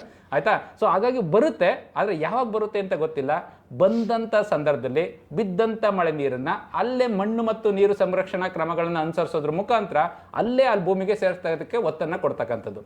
5ನೇ ಕ್ರಮ ರೈತರ ಬಾಂಧವರು ಮಾಡಬೇಕಾಗಿರ್ತಕ್ಕಂಥದ್ದು ಅಂತಂದರೆ ಮರಮುಟ್ಟುಗಳನ್ನು ಬೆಳೆಸೋದಕ್ಕೆ, ಪರಿಸರದ ಸಮತೋಲನ ಕಾಪಾಡೋ ನಿಟ್ಟಿನಲ್ಲಿ ಸರ್ಕಾರ ಎಲ್ಲೂ ಕೂಡ ಅರಣ್ಯವನ್ನು ಅಭಿವೃದ್ಧಿ ಮಾಡ್ಲಿಕ್ಕೆ ಆಗೋದಿಲ್ಲ. ಯಾಕಂದರೆ ಜಮೀನಿಲ್ಲ, ಅಂತಹ ಜಮೀನಿಲ್ಲ, ಕಾಡನ್ನೇ ಬೆಳೆಸ್ತೀನಿ ಅನ್ನುವಂಥ ಜಮೀನಿಲ್ಲ. ಸೊ ಹಂಗಿದ್ದಾಗ ನಮ್ಮ ಕೃಷಿನಲ್ಲೇ ಈಗ ನಾವು ಚಿಕ್ಕವರಾಗಿದ್ದಾಗ ಬದುಗಳು ಎಷ್ಟು ದೊಡ್ಡದಿರ್ತಿತ್ತು, ಒಂದು ಬದು ಮೇಲೆ ಮರಗಳು ಕಂಪಲ್ಸರಿ ಇರ್ತಾ ಇದ್ದವು. ಆ ಮರದಲ್ಲಿ ಒಂದು ಎಮ್ಮೆ ಅಥವಾ ಹಸುನ ಕಟ್ಟಾಕ್ಬಿಟ್ವಿ ಅಂತಂದರೆ ಸುತ್ತ ಮೈಕ ಬಂದರೂ ಕೂಡ ನನ್ನ ಹೊಲಕ್ಕೆ ಬಾಯಿ ಆಗ್ತಿರ್ಲಿಲ್ಲ. ಸೊ ಆ ಥರ ಇತ್ತು ಸಿಸ್ಟಮು. ಸೊ ನಾವು ಮರಗಳನ್ನೆಲ್ಲ ಗದ್ದಲಿದ್ದಂಥ ಮರಗಳನ್ನು ಕಡಿದು ಬಿಟ್ರೆ ಪರಿಸರದ ಅಸಮತೋಲನ ಆಗುತ್ತೆ. ಆ ನಿಟ್ಟಲ್ಲಿ ಕೃಷಿ ಅರಣ್ಯ ಪದ್ಧತಿಗೆ ಹಂಗಂತೇಳಿ ಎಲ್ಲನೂ ಮರ ನೆಟ್ಬಿಡಿ ಅಂತ ಹೇಳೋಕ್ಕಾಗೋದಿಲ್ಲ ರೈತರಿಗೆ. ಯಾಕಂದರೆ ಬೆಳೆನೂ ಬೆಳಿಬೇಕಾಗುತ್ತೆ, ಜೀವನಾಂಶನೂ ಬೇಕಾಗುತ್ತೆ. ಸೊ ಆದರೆ ನಾವು ಬೆಳೀತಕ್ಕಂಥ ಬೆಳೆನಲ್ಲೇ ಒಂದಷ್ಟು ಮರಮುಟ್ಟುಗಳನ್ನು ಬೆಳೆಸೋದಕ್ಕೆ ಹೆಚ್ಚಿನ ಒತ್ತನ್ನು ಕೊಡ್ತಕ್ಕಂಥದ್ದು ಬಹಳ ಮುಖ್ಯ. ಇದ್ರ ಜೊತೆಗೆ ಸಮಗ್ರ ಕೃಷಿ ಪದ್ಧತಿ. ರೈತ ಯಾವುದೇ ಕಾರಣಕ್ಕೂ ಒಂದೇ ಕಸಬನ್ನು ಬಳಸ್ಕೋಬಾರ್ದು. ನಾನು ಒಂದು ಉದಾಹರಣೆ ನಿಮ್ಗೆ ಈ ನಿಟ್ಟಿನಲ್ಲಿ ಹೇಳಿದರೆ, ಕೋಲಾರ ಮತ್ತು ಮಂಡ್ಯ ಎರಡನ್ನ ಎಕ್ಸಾಂಪಲ್ ತಗೊಂಡು ನೀವು ನೋಡಿದರೆ, ಕೋಲಾರದಲ್ಲಿ ರೈತರು ಕೃಷಿಯ ಸಮಸ್ಯೆಯಿಂದ ಆತ್ಮಹತ್ಯೆ ಮಾಡತಕ್ಕಂಥ ಕೆಟ್ಟ ನಿರ್ಧಾರವನ್ನು ಮಾಡೋದಿಲ್ಲ ಆ್ಯಕ್ಚುಲಿ. ಅದೇ ಮಂಡ್ಯದಲ್ಲಿ ಬಂದಾಗ ವರ್ಷದಲ್ಲಿ ಒಂದು 80ರಿಂದ 90 ಜನ ರೈತರ ಆತ್ಮಹತ್ಯೆಯನ್ನು ನಾವು ಗಮನಿಸ್ತೀವಿ ಆ್ಯಕ್ಚುಲಿ. ಅಲ್ಲಿ ಅಷ್ಟು ರಿಸೋರ್ಸ್ ಇದ್ದು ಇಲ್ಲಿ ರಿಸೋರ್ಸೇ ಇಲ್ಲದೆ ಇದ್ದಂಥ ಪರಿಸ್ಥಿತಿಯಲ್ಲಿ ಯಾಕೆ ಹಿಂಗಾಗುತ್ತೆ ಅಂದರೆ, ಕೋಲಾರದಲ್ಲಿ ಮಿಲ್ಕು, ಸಿಲ್ಕು, ಗೋಲ್ಡು ಅಂತ ಹೇಳ್ತೀವಿ, ಹೌದಾ? ಸೊ ಮಿಲ್ಕು, ಸಿಲ್ಕು, ರೇಷ್ಮೆ ಮತ್ತು ಇದು ಈವನ್ ಕನಕಪುರ ಭಾಗದಲ್ಲೂ ಕೂಡ ಅದೇ ಆ ಥರದ ಒಂದು ಸಮಗ್ರ ಕೃಷಿ ಪದ್ಧತಿ ಇದ್ದಂಥ ರೈತ ಬಾಂಧವರಿಗೆ ವರ್ಷ ಪೂರ್ತಿ ಒಂದಲ್ಲ ಒಂದು ಸೋರ್ಸಿಂದ ಆದಾಯ ಬರ್ತಾ ಇರುತ್ತೆ. ಮತ್ತು ಒಂದರಲ್ಲಿ ಫೇಲ್ಯೂರ್ ಆಯಿತು ಅಂತಂದರೆ ಮತ್ತೊಂದರಲ್ಲಿ ಅವ್ನಿಗೆ ಆದಾಯ ತಗೊಳ್ಳಿಕ್ಕೆ ಸಾಧ್ಯ ಇರೋದ್ರಿಂದ ಅವನ ಜೀವನ ಸುಸ್ಥಿರವಾಗಿರಲಿಕ್ಕೆ ಸಾಧ್ಯ ಆಗುತ್ತೆ. ಸೊ ಈ ರೀತಿಯ ಕ್ರಮಗಳನ್ನು ಅನುಸರಿಸೋದ್ರ ಮುಖಾಂತರ ರೈತರ ಸುಸ್ಥಿರತೆಯನ್ನು ಹೊಂದೋದಕ್ಕೆ ನೋಡ್ತಕ್ಕಂಥದ್ದು ಬಹಳ ಸೂಕ್ತ. ಯಾಕೆಂದರೆ ಭಾಳಷ್ಟು ಬದಲಾವಣೆ ಅಂದರೆ ನಮ್ಮ ರೈತರಿಂದನೇ ಆರಂಭ ಆಗಬೇಕು ಅನ್ನೋದು ಡಾಕ್ಟರ್ ತಿಮ್ಮೇಗೌಡರ ಸಲಹೆ. ಒಂದು, ಈಗ ನೀರಿನ ಪ್ರಮಾಣ ಈ ಸರಿ ಅಂದರೆ ಮಳೆ ಕಡಿಮೆ ಆಯಿತು, ಜಲಾಶಯಗಳಲ್ಲಿ ನೀರಿಲ್ಲ. ಈಗ 10 ದಿವಸದಲ್ಲಿ ಲಾಸ್ಟ್ ಅಂದರೆ ಜುಲೈ ಮೊದಲ ವಾರದಲ್ಲಿ ಸ್ವಲ್ಪ ಒಂದು 100-120 TMC ನೀರು ಬಂದಿದೆ. ಆದರೆ ಅದು ಕೊರತೆನೇ, 25-30 ಭಾಗನೂ ನೀರಿಲ್ಲ. ಮುಖ್ಯಮಂತ್ರಿಗಳು ಕಳೆದ ವಾರ ಹೇಳಿದರು ಜಲಾಶಯಗಳ ನೀರಿಲ್ಲ, ನೀವು ಬೆಳೆ ಬೆಳಿಬೇಡಿ ಅಂತ. ಒಬ್ಬ ಮುಖ್ಯಮಂತ್ರಿ, ಯಾಕೆಂದರೆ ಅಲ್ಲಿ ಸ್ಥಿತಿ ಏನಿದೆ ಅವರು ಹೇಳಿರ್ಬೋದು. ರೈತರಾಗಿ ನೀವು ಒಬ್ಬ ಮುಖ್ಯಮಂತ್ರಿ ಆ ಥರ ಹೇಳಿದ್ದು ಒಂದು ಹೇಗೆ ಅನಿಸುತ್ತೆ? ಅದು ನಿಮ್ಮ ರೈತಾಪಿ ವರ್ಗದ ಮೇಲೆ ಪರಿಣಾಮ ಆಗುತ್ತಾ? ಹೇಗದು ನೀವು ವಿಶ್ಲೇಷಿಸ್ತೀರಿ ಅದನ್ನ? ಮುಖ್ಯಮಂತ್ರಿ ಆದಂಥವರು ಎಲ್ಲನೂ ಕೂಡ ಎಲ್ಲರ ಭರವಸೆಗಳು ಅವ್ರ ಮೇಲೆ ಇರುತ್ತೆ. ಒಂದು ಪ್ರಿಯವಾದಂಥ ಸತ್ಯವನ್ನು ಅಪ್ರಿಯವಾದಂಥ ಸತ್ಯವನ್ನು ಪ್ರಿಯವಾಗುವಂತೆ ಹೇಳು ಅಂತ ಹೇಳ್ಬಿಟ್ಟು ದೊಡ್ಡವರು ಹೇಳ್ತಾರೆ. ಆದರೆ ನಮ್ಮ ಮುಖ್ಯಮಂತ್ರಿಗಳು ಏಕಾಏಕಿ ಬೆಳಿಬೇಡಿ ಅಂತ ರೈತರಿಗೆ ಕರೆ ಕೊಡುವಂಥದ್ದು ಭಾಳಷ್ಟು ಆಘಾತಕಾರಿ. ಅದು ಜವಾಬ್ದಾರಿಯುತ ಸ್ಥಾನದಲ್ಲಿದ್ದುಕೊಂಡು ಅವರು ಆ ರೀತಿ ಹೇಳಿಕೆಯನ್ನು ಕೊಡುವಂಥದ್ದು ಸರಿಯಲ್ಲ. ಅದೇ ಈಗ ಕೃಷಿಯನ್ನು ಹೊರತಾಗಿ ನಂತರ ಒಂದು ಸ್ಥಾನ ಇರುವಂಥದ್ದು ಕೈಗಾರಿಕೆಗೂ ಕೂಡ ನೀರು ಅತ್ಯಗತ್ಯ. ಇದೇ ಒಂದು ನೀರಿನ ಅಭಾವ ಕೈಗಾರಿಕೆಗಳು ಕೂಡ ತಟ್ಟುತ್ತೆ. ಆದರೆ ಅವರು ಕೈಗಾರಿಕೆಗಳಿಗೆ ಯಾವುದೇ ರೀತಿ ನೀವು ನಿಲ್ಲಿಸ್ಬಿಡಿ, ನೀರಿನ ಅಭಾವ ಆಗುತ್ತೆ ಅಂತ ಹೇಳ್ಬಿಟ್ಟು ಕರೆ ಕೊಡೋದಿಲ್ಲ. ಯಾಕಂತ ಹೇಳಿದ್ರೆ ಕೈಗಾರಿಕೆಗಳು ಅತಿ ಹೆಚ್ಚು ಶ್ರೀಮಂತ ಉದ್ಯಮಿಗಳ ಪಾಲಾಗಿರುತ್ತೆ. ಹಾಗಾಗಿ ನೇರವಾಗಿ ಅವರು ರೈತರನ್ನೇ ಅವರು ಟಾರ್ಗೆಟ್ ಮಾಡ್ಕೊಂಡಿದ್ದಾರೆ. ಆದರೆ ಅನ್ನದಾತರಿಗೆ ಈ ರೀತಿ ರೈತರಿಗೆ ಹೇಳಬೇಕಾದಾಗ ಅವರಿಗೆ ಹೇಳಬೇಕು, ಭರವಸೆಯನ್ನು ತುಂಬಿ ಅವರ ಜೊತೆಯಲ್ಲಿ ಇದ್ದುಕೊಂಡು ಈ ಕೃಷಿ ವಿಜ್ಞಾನಿಗಳು ಎಲ್ಲರ ಒಂದು ತಜ್ಞರ ಒಂದು ಸಭೆ ಕರೆದು ಆ ಮುಖೇನವಾಗಿ ಈ ರೀತಿ ಸಮಸ್ಯೆ ಬರುತ್ತೆ, ಏನು ಮಾಡ್ಬೋದು ಅಂತ ಹೇಳಿ ರೈತರ ಜೊತೆ ಚರ್ಚೆ ಮಾಡಿ ಅವರಿಗೆ ಮಳೆಯ ಸಾಧ್ಯತೆ ಎಷ್ಟಿದೆ, ಎಷ್ಟು ಕೊರತೆ ಬರುತ್ತೆ ಅನ್ನುವಂಥದ್ದನ್ನು ಅರಿವು ಮಾಡ್ತು ಅಂತ ಹೇಳಿದರೆ ಪರ್ಯಾಯವಾಗಿ ಯಾವ ಕೃಷಿಯನ್ನು ನೀವು ಅವಲಂಬಿಸ್ಬೋದು ಅಂತ ಹೇಳಿದ್ರೆ ರೈತರಿಗೂ ಕೂಡ ಒಂದು ಆತ್ಮಸ್ಥೈರ್ಯ ಇರ್ತಿತ್ತು. ಏನಾದರೂ ಒಂದು ಬದಲಾವಣೆ ಮಾಡಿಕೊಳ್ಳೋದಕ್ಕೆ ರೈತರು ಕೂಡ ನಿರ್ಧಾರವನ್ನು ಮಾಡ್ತಾಯಿದ್ರು. ಅದನ್ನು ಬಿಟ್ಟು ಏಕಾಏಕಿ ಮುಖ್ಯಮಂತ್ರಿಗಳು ನೀವು ಯಾವುದೇ ರೀತಿ ಬೆಳೆಯನ್ನು ಬೆಳಿಬೇಡಿ ಅನ್ನುವಂಥದ್ದು ರೈತರಿಗೆ ನಿಜಕ್ಕೂ ಆಘಾತಕಾರಿಯಾಗಿ ಬರುತ್ತೆ. ಅವರು ವಿವೇಚನೆಯನ್ನೇ ಕಸಿದುಕೊಳ್ಳುವಂಥ ಒಂದು ಹೇಳಿಕೆ ಇದಾಗಿರುತ್ತೆ ಸರ್. ಹಾಗಾಗಿ ರೈತರಿಗೆ ನೇರವಾಗಿ ಈ ರೀತಿ ಹೇಳೋದ್ರ ಬದಲು ಈ ರೀತಿ ಹೇಳೋದಕ್ಕೆ ಏನು ಕಾರಣ ಇದೆ ಅದನ್ನು ಅರ್ಥ ಮಾಡಿಸು ಅಂತ ಹೇಳಿದ್ರೆ ರೈತರೇ ಮುಂದಕ್ಕೆ ಏನು ನಿರ್ಧಾರಗಳನ್ನು ತೆಗೆದುಕೊಳ್ಬೋದು ಅಂತ ಹೇಳಿ ತೆಗೆದುಕೊಳ್ಬೋದು ಸರ್. ಆಮೇಲೆ ಈಗ ಪರಿಹಾರದ ವಿಚಾರದಲ್ಲಿ ಈಗ ಬರ ಅಂತ ಬಂದಾಗ ಹಿಂದೆಲ್ಲ ಘೋಷಣೆ ಆಗಿದೆ ರೈತರಿಗೆ ಪರಿಹಾರ ಅನ್ನೋದು ಒಂದು ಬರುತ್ತೆ. ಅದು ಒಂದು ಭಾಗ. ಅದು ಈಗ ವಿಮೆ ಮಾಡಿಸ್ಕೊಂಡಿರ್ತಾರೆ, ಅವರಿಗೆ ವಿಮೆಯಿಂದನೂ ಅಲ್ಪ ಸ್ವಲ್ಪ ಸಹಕಾರ ಆಗುತ್ತೆ. ಈ ಬರ ಘೋಷಣೆ ಆಗಲಿ ಪರಿಹಾರ ಕೊಡೋ ನಿಟ್ಟಿನಲ್ಲಿ ಏನು ನಿಮ್ಮ ಒತ್ತಾಯ ಏನು ಸರ್ಕಾರಕ್ಕೆ? ಬರ ನೋಡಿ ಸರ್, ಸರ್ಕಾರ ಬರ ಪರಿಹಾರ ಘೋಷಣೆಗಳನ್ನು ಮಾಡುತ್ತೆ. ಆದರೆ ಆನೆ ಒಟ್ಟಿಗೆ ಅರಕಾಸಿನ ಮಜ್ಜಿಗೆ ಅಂತ ಹೇಳ್ತಾರೆ, ಆ ರೀತಿ ಆಗೋಗ್ಬಿಟ್ಟಿದೆ. ಇವತ್ತು ನಿಜವಾಗ್ಲೂ ಎಕರೆಗೆ ನಿರ್ದಿಷ್ಟವಾಗಿ ರೈತ ತಾನು ಎಷ್ಟು ಬೆಳೀತಾ ಇದ್ದೋ ಅಷ್ಟಕ್ಕೆ ಅಲ್ಲದೆ ಹೋದ್ರೂ ಕನಿಷ್ಠ ಪಕ್ಷ ಒಂದು 60-70% ಆದರೂ ಪರಿಹಾರ ಸಿಕ್ತು ಅಂತ ಹೇಳಿದ್ರೆ ರೈತ ಅಧೀರ ಆಗೋದಿಲ್ಲ. ಆತ ಸಾಲ ಸೋಲ ಮಾಡಿರ್ತಾನೆ, ಗೊಬ್ಬರಗಳಿಗೆ ಖರ್ಚಾಗಿರುತ್ತೆ, ಬಿತ್ತನೆ ಬೀಜಗಳಿಗೆ ಖರ್ಚಾಗಿರುತ್ತೆ, ಕೂಲಿಗಳು, ಸಲಕರಣೆಗಳು ಎಲ್ಲದಕ್ಕೂ ಕೂಡ ಖರ್ಚು ಮಾಡಿರ್ತಾನೆ. ಆದರೆ ಇವತ್ತೊಂದು ದಿನ ಬರ ಪರಿಹಾರ ಅನ್ನುವಂಥದ್ದು ಏನಾಗಿದೆ ಅಂತ ಹೇಳಿದ್ರೆ ಮೂಗಿಗೆ ತುಪ್ಪ ಸವರುವಂಥ ಕೆಲಸ ಆಗೋಗಿದೆ. ನಿಜವಾಗ್ಲೂ ಸರ್ಕಾರ ವೈಜ್ಞಾನಿಕವಾಗಿ ಆ ಬರವನ್ನು ಪರಿಹಾರದ ರೂಪದಲ್ಲಿ ಸಾಕಾಗುವಷ್ಟು ರೈತರಿಗೆ ವಿತರಣೆ ಮಾಡ್ತಾ ಇಲ್ಲ. ಇದು ಭಾಳಷ್ಟು ವಿಷಾದನೀಯ. ಈಗ ಬರ ಪರಿಹಾರಕ್ಕೆ ಕೋಟ್ಯಾಂತರ ರೂಪಾಯಿ ಅನುದಾನಗಳನ್ನು ಘೋಷಣೆ ಮಾಡುತ್ತೆ ಸರ್ಕಾರ. ಆದರೆ ಅದು ರೈತರಿಗೆ ತಲುಪಿದ್ದೆಷ್ಟು ಅನ್ನುವಂಥದ್ದು ಸಮೀಕ್ಷೆ ಮಾಡ್ತಾ ಹೋಯಿತು ಅಂತ ಹೇಳಿದ್ರೆ ಭಾಳಷ್ಟು ಹಣ ಮಧ್ಯವರ್ತಿಗಳ ಪಾಲು, ಅಧಿಕಾರಿಗಳ ಪಾಲು ಆಗಿರುತ್ತೆ. ರೈತರಿಗೆ ನೇರವಾಗಿ ಸಂತ್ರಸ್ತರಾಗಿರುವಂಥ ರೈತರಿಗೆ ತಲುಪುವಂಥದ್ದು ಆಗಿರೋದಿಲ್ಲ. ಹೀಗಾಗಿ ತಾನು ನಿರೀಕ್ಷೆ ಮಾಡಿದಷ್ಟು ಸಿಗದೇ ಇರೋದ್ರಿಂದ ಇವತ್ತು ಬರ ಪರಿಹಾರ ಅನ್ನುವಂಥದ್ದನ್ನು ರೈತ ಒಂದು ಸಂತೋಷದಿಂದ ಸ್ವಾಗತ ಮಾಡದೇ ಇರುವಂಥ ನಿಟ್ಟಿನಲ್ಲಿ ಇದ್ದಾರೆ. ಆ ಬರ ಪರಿಹಾರ ತೆಗೆದುಕೊಳ್ಳೋದಕ್ಕೆ ಓಡಾಡುವಷ್ಟೂ ಕೂಡ ಆತನಿಗೆ ಸಿಗ್ತಾ ಇಲ್ಲ. ಆ ನಿಟ್ಟಿನಲ್ಲಿ ಸರ್ಕಾರದ್ದು ಕೇವಲ ಈ ಬರ ಪರಿಹಾರ ಅನ್ನುವಂಥದ್ದು ಕಣ್ವರಿಸುವಂಥ ತಂತ್ರ ಆಗಿದೆ. ಬರ ಪರಿಹಾರ ಘೋಷಣೆ ಮಾಡಿದ್ರೂ ಕೂಡ ನಿರ್ದಿಷ್ಟ ವೈಜ್ಞಾನಿಕವಾಗಿ ಘೋಷಣೆ ಮಾಡಿ ಅದನ್ನು ರೈತರಿಗೆ ಸರಿಯಾಗಿ ತಲುಪುವಂಥ ವ್ಯವಸ್ಥೆ ಮಾಡ್ತು ಅಂತ ಹೇಳಿದ್ರೆ ಇಂಥ ಒಂದು ಸಂದರ್ಭದಲ್ಲಿ ಸಂಕಷ್ಟಕ್ಕೆ ಒಳಗಾಗದಂಥ ರೈತನಿಗೆ ಏನಾದರೂ ಒಂದು ಸಹಾಯ ಆಗ್ಬೋದು ಸರ್. ಆ ನಿಟ್ಟಿನಲ್ಲಿ ರೈತ ಕೂಡ ಇದರಲ್ಲಿ ಸಂತ್ರಸ್ತನಾಗಿದ್ದಾನೆ. ಸರ್, ಕಡೆಯದಾಗಿ ಏನಂದರೆ ನಮ್ಮ ಆದ್ಯತೆ ಯಾವುದೇ ಸರ್ಕಾರದಾಗಿರಲಿ, ಜನರದಾಗಿರಲಿ, ಮನೆ ಆಗಲಿ, ಕೃಷಿ ಅನ್ನೋದು ಒಂದು ಆದ್ಯತೆನೇ. ಯಾಕೆಂದ್ರೆ ಅದು ನಮ್ಮ ಭಾರತದ ಮೂಲ ತತ್ವನೂ ಹೌದು, ಮೂಲನೇ ಹೌದು. ಈ ಥರ ಬದಲಾಗಿ ನೀವು ಒಂದು ಇಸ್ರೇಲ್ ಉದಾಹರಣೆ ಕೊಟ್ರಿ. ಇಸ್ರೇಲ್ ಹೇಗೆ ಕಡಿಮೆ ಮಳೆ ಪ್ರಮಾಣದಲ್ಲೂ ಹೇಗೆ ಹೊಸ ಹೊಸ ಮೂಲಕ ಪದ್ಧತಿಗಳ ಮೂಲಕ ಉತ್ಪಾದನೆಯಲ್ಲಿ ಭಾಳ ಮುಂಚೂಣಿಲಿದೆ. ನಮ್ಮ ಭಾರತದ ಪದ್ಧತಿಗಳನ್ನ ತೊಗೊಂಡೋಗಿ ಈಗ ನಂಜನಗೂಡು ರಸಬಾಳೆ ಅಂತ ತೊಗೊಂಡೋಗಿ ಅಲ್ಲೆಲ್ಲ ಅವ್ರು ಕಲ್ಟಿವೇಷನ್ ಮಾಡಿ ಅವರೆಲ್ಲ ಭಾಳಷ್ಟು ಮಾಡ್ತಾ ಇದ್ದಾರೆ. ಈಗ ನಮ್ಮ ಈಗ ನೀವು ಸುಮಾರು 2-2.5 ವರ್ಷ ಈ ಕ್ಷೇತ್ರದಲ್ಲಿ ಕೆಲಸ ಮಾಡ್ತಾಯಿದ್ರಿ. ಹೇಗೆ ಈ ಇಡೀ, ಯಾಕೆಂದರೆ ಆಹಾರ ಉತ್ಪಾದನೆ ಮುಂದೆ ಸಮಸ್ಯೆ ಆಯಿತು, ಯಾಕೆಂದರೆ ಮತ್ತೊಂದು ಹಂತ ಬಂದರೂ ಬರ್ಬೋದು. ಎಲ್ಲ ಭೂಮಿ ಬೇರೆ ಬೇರೆ ಉದ್ದೇಶಕ್ಕೆ ಬಳಕೆ ಆಗ್ತಾ ಇರೋದು, ತಂತ್ರಜ್ಞಾನದ ಪ್ರಮಾಣ ಹೆಚ್ಚಾಗ್ತಾ ಇರೋದು, ಏನು ನಮ್ಮ ಮೂಲ ಇತ್ತಲ್ಲ ಆ ಪದ್ಧತಿಗಳು ಬದಲಾಗ್ತಾ ಹೇಗೆ ಕೃಷಿಯ ಇದ್ರ ಮೇಲೆ ನಿಮ್ಮ ಇದಾಗಬೇಕು ಅನ್ನೋ ನಿಮ್ಮ ಒಟ್ಟಾರೆ. ಸೊ ಈಗ ಸರ್ ತಾವೇ ಹೇಳ್ದಂಗೆ ಆ್ಯಕ್ಚುಲಿ ನಾವು ಏನೇ ಇಲ್ಲದೇ ಇದ್ರೂ ಬದುಕ್ಬೋದು. ಗಾಳಿ, ನೀರು, ಊಟ, ಈ ಮೂರನ್ನು ಬಿಟ್ಟು ಬದುಕೋಕ್ಕಾಗಲ್ಲ. ಗಾಳಿ ಮತ್ತು ನೀರು ಪ್ರಕೃತಿ ದತ್ತವಾಗಿ ಸಿಕ್ಕಿದ್ರು ಕೂಡ ಊಟ ರೈತರೇ ಬೆಳೆಯೋ, ಕೃಷಿಕರೇ ನಾವು ಊಟವನ್ನು ಹಾಕಬೇಕಾಗಿರ್ತಕ್ಕಂಥದ್ದೇ, ಬೆಳೆಗಳೇ ಊಟವನ್ನು ಸಿದ್ಧ ಮಾಡಬೇಕಾಗತ್ತೆ. ಹಾಗಾಗಿ ಕೃಷಿ ಉದ್ದಿಮೆ ತಾನಾಗಿ ಉಳಿಲೇಬೇಕಾಗತ್ತೆ, ಇಲ್ಲಾಂದ್ರೆ ಆ ದೇಶ ಸುಭಿಕ್ಷವಾಗಿರಲಿಕ್ಕೆ ಸಾಧ್ಯನೇ ಇಲ್ಲ. ಸೊ ಆ ನಿಟ್ಟಿನಲ್ಲಿ ನಾವು ಕೃಷಿಗೆ ಸಾಕಷ್ಟು ಉತ್ತೇಜನವನ್ನು ನೀಡ್ತಕ್ಕಂಥದ್ದು ಒಂದು ಕಡೆ ಬಹಳ ಮುಖ್ಯ. ಇನ್ನು ತಾವು ಇಸ್ರೇಲ್ ಕೃಷಿಯನ್ನು ಈ ನಡುವೆ ಪ್ರಸ್ತಾಪ ಮಾಡಿದ್ರಿ. ಇಸ್ರೇಲ್ ಕೃಷಿಗೂ ಭಾರತದ ಕೃಷಿಗೂ ವಿಭಿನ್ನತೆ ಇದೆ. ಆ್ಯಕ್ಚುಲಿ ಇಸ್ರೇಲಲ್ಲಿ ಏನೂ ಇಲ್ಲ ಅಂದಂಥ ಸಂದರ್ಭದಲ್ಲಿ IND ಟೆಕ್ನಾಲಜಿನ ಹಾಕೊಂಡು ರೈತ ಮಾಡ್ತಾನೆ. ಅಲ್ಲಿ 100ಕ್ಕೆ 99.99 ಭಾಗ ಅಲ್ಲಿ ಡ್ರಿಪ್ ಇಲ್ದೇ ಯಾರು ನಾವು ಇದನ್ನು ಮಾಡಲ್ರು. ಅದೇ ನನ್ನ ಈಗ ಕನಕಪುರದಲ್ಲೋ ಅಥವಾ ನಮ್ಮ ಇದರಲ್ಲೋ ಮಂಡ್ಯದಲ್ಲೋ ನಾನು ಡ್ರಿಪ್ ಹಾಕ್ತೀನಿ ಅಂತಂದರೆ ಡ್ರಿಪ್ ಹಾಕ್ಲಿಕ್ಕೆ ಸಾಧ್ಯ ಆಗೋದಿಲ್ಲ. ಯಾಕೆಂತಂದರೆ ಇಲ್ಲೇನಾಗುತ್ತೆ, ಇಸ್ರೇಲಲ್ಲಿ ವ್ಯವಸ್ಥಿತ ಕೃಷಿ ಇದೆ. ವ್ಯವಸ್ಥಿತ ಕೃಷಿ ಅಂತಂದರೆ ಅಲ್ಲಿ ಕುಬುಟ್ಸ್ ಅಂತಕ್ಕಂಥ ಒಂದು ಸಂಘಟಿತ ಕೃಷಿ, ಆ್ಯಕ್ಚುಲಿ ಕೋಆಪರೇಟಿವ್ ಫಾರ್ಮಿಂಗು. ಅಲ್ಲಿ ಲ್ಯಾಂಡ್ ಓನರ್ಶಿಪ್ ಯಾರಿಗೂ ಇರೋದಿಲ್ಲ. ಸರ್ಕಾರಕ್ಕೆ ನನಗೆ 500 ಎಕರೆ ಜಮೀನು ಕೊಡಿ ಅಂದರೆ 500 ಎಕರೆ ಜಮೀನು ಅಲಾಟ್ ಮಾಡುತ್ತೆ. ನೀವು ವ್ಯವಸಾಯ ಮಾಡ್ಕೊಂಡು ನಿಮ್ಮ ಒಂದು ಗುಂಪು ಆದಾಯ ಮಾಡ್ಕೋಬೇಕು. ಆ್ಯಕ್ಚುಲಿ ಅದಕ್ಕೆ ಏನು ಬೇಕೋ ಅದನ್ನು ತಲುಪಿಸುತ್ತೆ ಅಂತ ಯಾವುದೇ ಇದನ್ನು ಪರಿಕರವನ್ನು ಉಚಿತವಾಗಿ ಕೊಡೋದಿಲ್ಲ. ಸೊ ಎಲ್ಲನೂ ಕೂಡ ಚಾರ್ಜ್ ಮಾಡಿರ್ತಾರೆ. ಆಯಿತಾ, ಇಲ್ಲಿ ನಮ್ಮಲ್ಲಿ ಏನಾಗುತ್ತೆ, ನಮ್ಮ ರೈತ ಸಣ್ಣ ಹಿಡುವಳಿದಾರರು ಜಾಸ್ತಿ ಇರ್ತಕ್ಕಂಥದ್ದು. 80-82% ರೈತರು 1 ಹೆಕ್ಟೇರ್ಗಿಂತ ಕಡಿಮೆ ಜಮೀನನ್ನು ಹೊಂದಿರತಕ್ಕಂಥವ್ರು ರಾಜ್ಯದಲ್ಲಿ ಇರ್ತಕ್ಕಂಥವ್ರು.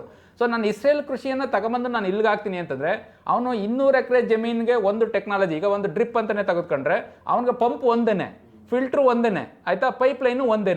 ಓನ್ಲಿ ಡ್ರಿಪ್ ಲ್ಯಾಟ್ರಲ್ ಲೈನ್ ಮಾತ್ರ ಚೇಂಜ್ ಆಗುತ್ತೆ, ಅಡಿಷನಲ್ ಕಾಸ್ಟ್ ಆಗುತ್ತೆ. ಅವನಿಗೆ 200 ಎಕರೆಗೆ ಆ ಒಂದು ಇದು ಯೂನಿಟ್ದು ಕಾಸ್ಟ್ ಡಿವೈಡ್ ಆಗುತ್ತೆ. ನನಗಿಲ್ಲಿ 1 ಎಕರೆ ಇರ್ತಕ್ಕಂಥ ರೈತ ಆ 1 ಎಕರೆನೂ ಕೂಡ ಒಂದು ಕಡೆ ಇರೋದಿಲ್ಲ. 10 ಗುಂಟೆ, 10 ಗುಂಟೆ, 10 ಗುಂಟೆ ಇರುತ್ತೆ. ಅವನು ತಗೊಂಬಂದು ಇಲ್ಲಿಗೆ ನಾನು ಡ್ರಿಪ್ ಹಾಕ್ತೀನಿ ಅಂತಂದರೆ ಅವನಿಗೆ ಪ್ರಾಫಿಟಬಲ್, ಇನ್ವೆಸ್ಟ್ಮೆಂಟ್ ಕಾಸ್ಟ್ ಏನಿರುತ್ತೆ ಅದಕ್ಕೆ ತಕ್ಕಾಗಿ ಪ್ರಾಫಿಟ್ ಬರೋದಿಲ್ಲ. ಅದ್ರ ಬದಲು ಇಸ್ರೇಲ್ ಕೃಷಿಯನ್ನೇ ನಾವು ಸಂಪೂರ್ಣವಾಗಿ ಅವಲಂಬಿಸೋ ಬದಲು ಬಹುಶಃ ನಮ್ಮ ಕೋಲಾರ ಮಾಡಲು ಸರ್. ಆ್ಯಕ್ಚುಲಿ ಕೋಲಾರ ಬೆಸ್ಟ್ ಮಾಡಲು ಇಂಡಿಯನ್ ಸಿಸ್ಟಮ್ಗೆ, ನಮ್ಮ ಕರ್ನಾಟಕ ಸಿಸ್ಟಮ್ಗೆ ಅಂತ ತಗೊಳ್ಳೋದಾದ್ರೆ ಕೋಲಾರದಲ್ಲೂ ಕೂಡ ಇವತ್ತಿಗೂ 90% ರೈತರು ಡ್ರಿಪ್ಪನ್ನೇ ಹಾಕೋತಾರೆ. ಆದರೆ IND ಟೆಕ್ನಾಲಜಿಗೆ ಹೋಗ್ತಾ ಇದ್ರೂ ಕೂಡ ನೀರನ್ನು ಸದ್ಬಳಕೆ ಮಾಡ್ತಾರೆ ಅಂತಕ್ಕಂಥ ನಿಟ್ಟಿನಲ್ಲಿ ಒತ್ತನ್ನು ಈ ಖಂಡಿತ ನಾವು ಹೇಳ್ಬೋದು. ಸೊ ಒಂದು ಮಳೆ ನೀರು ಬಿದ್ದಂಥ ನೀರನ್ನು ಸಂರಕ್ಷಣೆ ಮಾಡ್ಕೊಳ್ಳೋ ನಿಟ್ಟಿನಲ್ಲಿ ಅವರು ಸಾಕಷ್ಟು ಕ್ರಮಗಳನ್ನ ಅನುಸರಿಸಿದ್ದಾರೆ. ಈ ನಿಟ್ಟಿನಲ್ಲಿ ಸರ್ಕಾರ ಕೂಡ ಕೃಷಿ ಭಾಗ್ಯ ಅಂತಕ್ಕಂಥ ಒಂದು ಯೋಜನೆಯನ್ನು ರೂಪಿಸಿದೆ. ಆ್ಯಕ್ಚುಲಿ ಆ ಕೃಷಿ ಭಾಗ್ಯ ಯೋಜನೆಯನ್ನು ಅದನ್ನು ಸಂಪನ್ನಗೊಳಿಸ್ಕೊಂಡವ್ರು ಯಾರು ಅಂತಂದರೆ ಬಹುಶಃ ಕೋಲಾರ, ಚಿಕ್ಕಬಳ್ಳಾಪುರ ರೈತರು ಬಳಸ್ಕೊಂಡಷ್ಟು ರೀತಿಯಲ್ಲಿ ರಾಜ್ಯದ ಯಾವ ಭಾಗದಲ್ಲೂ ಕೂಡ ಬಳಸ್ಕೊಳ್ಳಿಲ್ಲ. ಆಯಿತಾ, ಸೊ ಆ ನಿಟ್ಟಿನಲ್ಲಿ ಇರ್ತಕ್ಕಂಥ ತಂತ್ರಜ್ಞಾನಗಳು, ನಮಗೆ ಆದಂಥ ತಂತ್ರಜ್ಞಾನಗಳು ನಮ್ಮಲ್ಲೇ ಇದ್ದಾವೆ. ಆ ತಂತ್ರಜ್ಞಾನಗಳನ್ನ ಬೇರೆ ಕಡೆ ವರ್ಗಾವಣೆ ಮಾಡೋದಕ್ಕೆ ಹೆಚ್ಚಿನ ಒತ್ತನ್ನು ಕೊಡ್ತಕ್ಕಂಥದ್ದು ಬಹಳ ಮುಖ್ಯ. ಈಗ ಆ ತಂತ್ರಜ್ಞಾನಗಳನ್ನ ನಾನು ನೇರವಾಗಿ ವರ್ಗಾವಣೆ ಮಾಡ್ತೀನಿ ಅಂದರೆ, ಈಗ ನೀವು ಯಾವುದೇ ಅಚ್ಚುಕಟ್ಟು ಪ್ರದೇಶ ತಗೊಳ್ಳಿ, ನಾವು ನೀರನ್ನು ಕಾಲುವೆನಲ್ಲಿ ಹರಿಸ್ತೀವಿ ಅಂತಂದರೆ ನೀರನ್ನು ಕಾಲುವೆಲ್ಲಿ ಹರಿಸೋ ಬದಲು ಪೈಪ್ನ ಮುಖಾಂತರ ಹರಿಸ್ಕೊಟ್ರೆ ಯಾವ ರೈತ ಎಷ್ಟು ನೀರು ಬೇಕೋ ಅಷ್ಟು ನೀರನ್ನು ಬಳಸ್ಕೊಳ್ಳಿಕ್ಕೆ ಸಾಧ್ಯ ಆಗುತ್ತೆ. ಈಗ ನಾನು ಬೆಳೆ ಪದ್ಧತಿನ ಚೇಂಜ್ ಮಾಡ್ಕೊ ಅಂತ ಹೇಳ್ತೀನಿ ಅಂತ ಇಟ್ಕೊಳ್ಳಿ. ಮಂಡ್ಯದಲ್ಲಿರ್ತಕ್ಕಂಥ ಯಾವುದೋ ಒಬ್ಬ ರೈತರಿಗೆ ನೀವು ಬೆಳೆ ಪದ್ಧತಿನ ಚೇಂಜ್ ಮಾಡ್ಕೊಳ್ಳಿ ಅಂತ ನೇರವಾಗಿ ಹೇಳಿದ್ರೆ ಏನಾಗುತ್ತೆ, ಕಾಲುವೆಯಲ್ಲಿ ನೀರು ಬಂದರೆ ಗದ್ದೆಯಲ್ಲಿ ಜಮೀನಲ್ಲಿ ನೀರು ಉಕ್ತಾ ಇರುತ್ತೆ. ರೈತ ಏನು ಮಾಡಬೇಕು, ಬೇರೆ ಬೆಳೆ ಅಲ್ಲಿ ಬೆಳೆಯೋಕ್ಕೆ ಆಗೋದಿಲ್ಲ ಅವ್ನಿಗೆ ಆ್ಯಕ್ಚುಲಿ. ಸೊ ಅವನಿಗೆ ಬೇಕಾದಂಥ ಮೂಲ ಸೌಕರ್ಯನ ಕಲ್ಪಿಸೋ ನಿಟ್ಟಿನಲ್ಲಿ ನಮ್ಮ ಸಂಶೋಧನೆಗಳು ಸಾಕಷ್ಟು ಆಗಬೇಕು ಆ್ಯಕ್ಚುಲಿ, ಇಲ್ಲ ಅಂತ ನಾನು ಹೇಳಲ್ಲ. ಸೊ ತಂತ್ರಜ್ಞಾನಗಳು ಇದ್ದಾವೆ, ಅದನ್ನು ಅಳವಡಿಸೋ ನಿಟ್ಟಿನಲ್ಲೂ ಸಾಕಷ್ಟು ಕೆಲಸಗಳಾಗಬೇಕು. ಅದ್ರ ಜೊತೆಗೆ ರೈತರು ಕೂಡ ಒಂದೇನಾಗಿದೆ, ಸೊ ಬಿಟ್ಟು ಸಿಕ್ಕಿದ್ರೆ ನನಗೂ ಇರಲಿ ನಮ್ಮಪ್ಪನಿಗೂ ಇರಲಿ ಅನ್ನೋ ಮನೋಭಾವದಲ್ಲಿ ನಾವು ಇದ್ಬಿಡ್ತೀವಿ ಸರ್. ಅದು ಮನುಷ್ಯನ ಸಹಜ ಗುಣ, ನಾನು ಯಾರನ್ನೂ ಬ್ಲೇಮ್ ಮಾಡೋಕ್ಕೇನೋ ಉದ್ದೇಶ ಕೇಳ್ತಾ ಇಲ್ಲ. ಏನಾಗುತ್ತೆ, ನೀರು ಬರ್ತಾ ಇದೆ ಅಂತಂದರೆ ರೈತರು ತಮ್ಮ ಜಮೀನಿಗೆ ಹೆಚ್ಚಿನ ಪ್ರಮಾಣದಲ್ಲಿ ನೀರು ಹರಿಸೋದಕ್ಕೆ ಆಲೋಚನೆ ಮಾಡ್ತಾರೆ.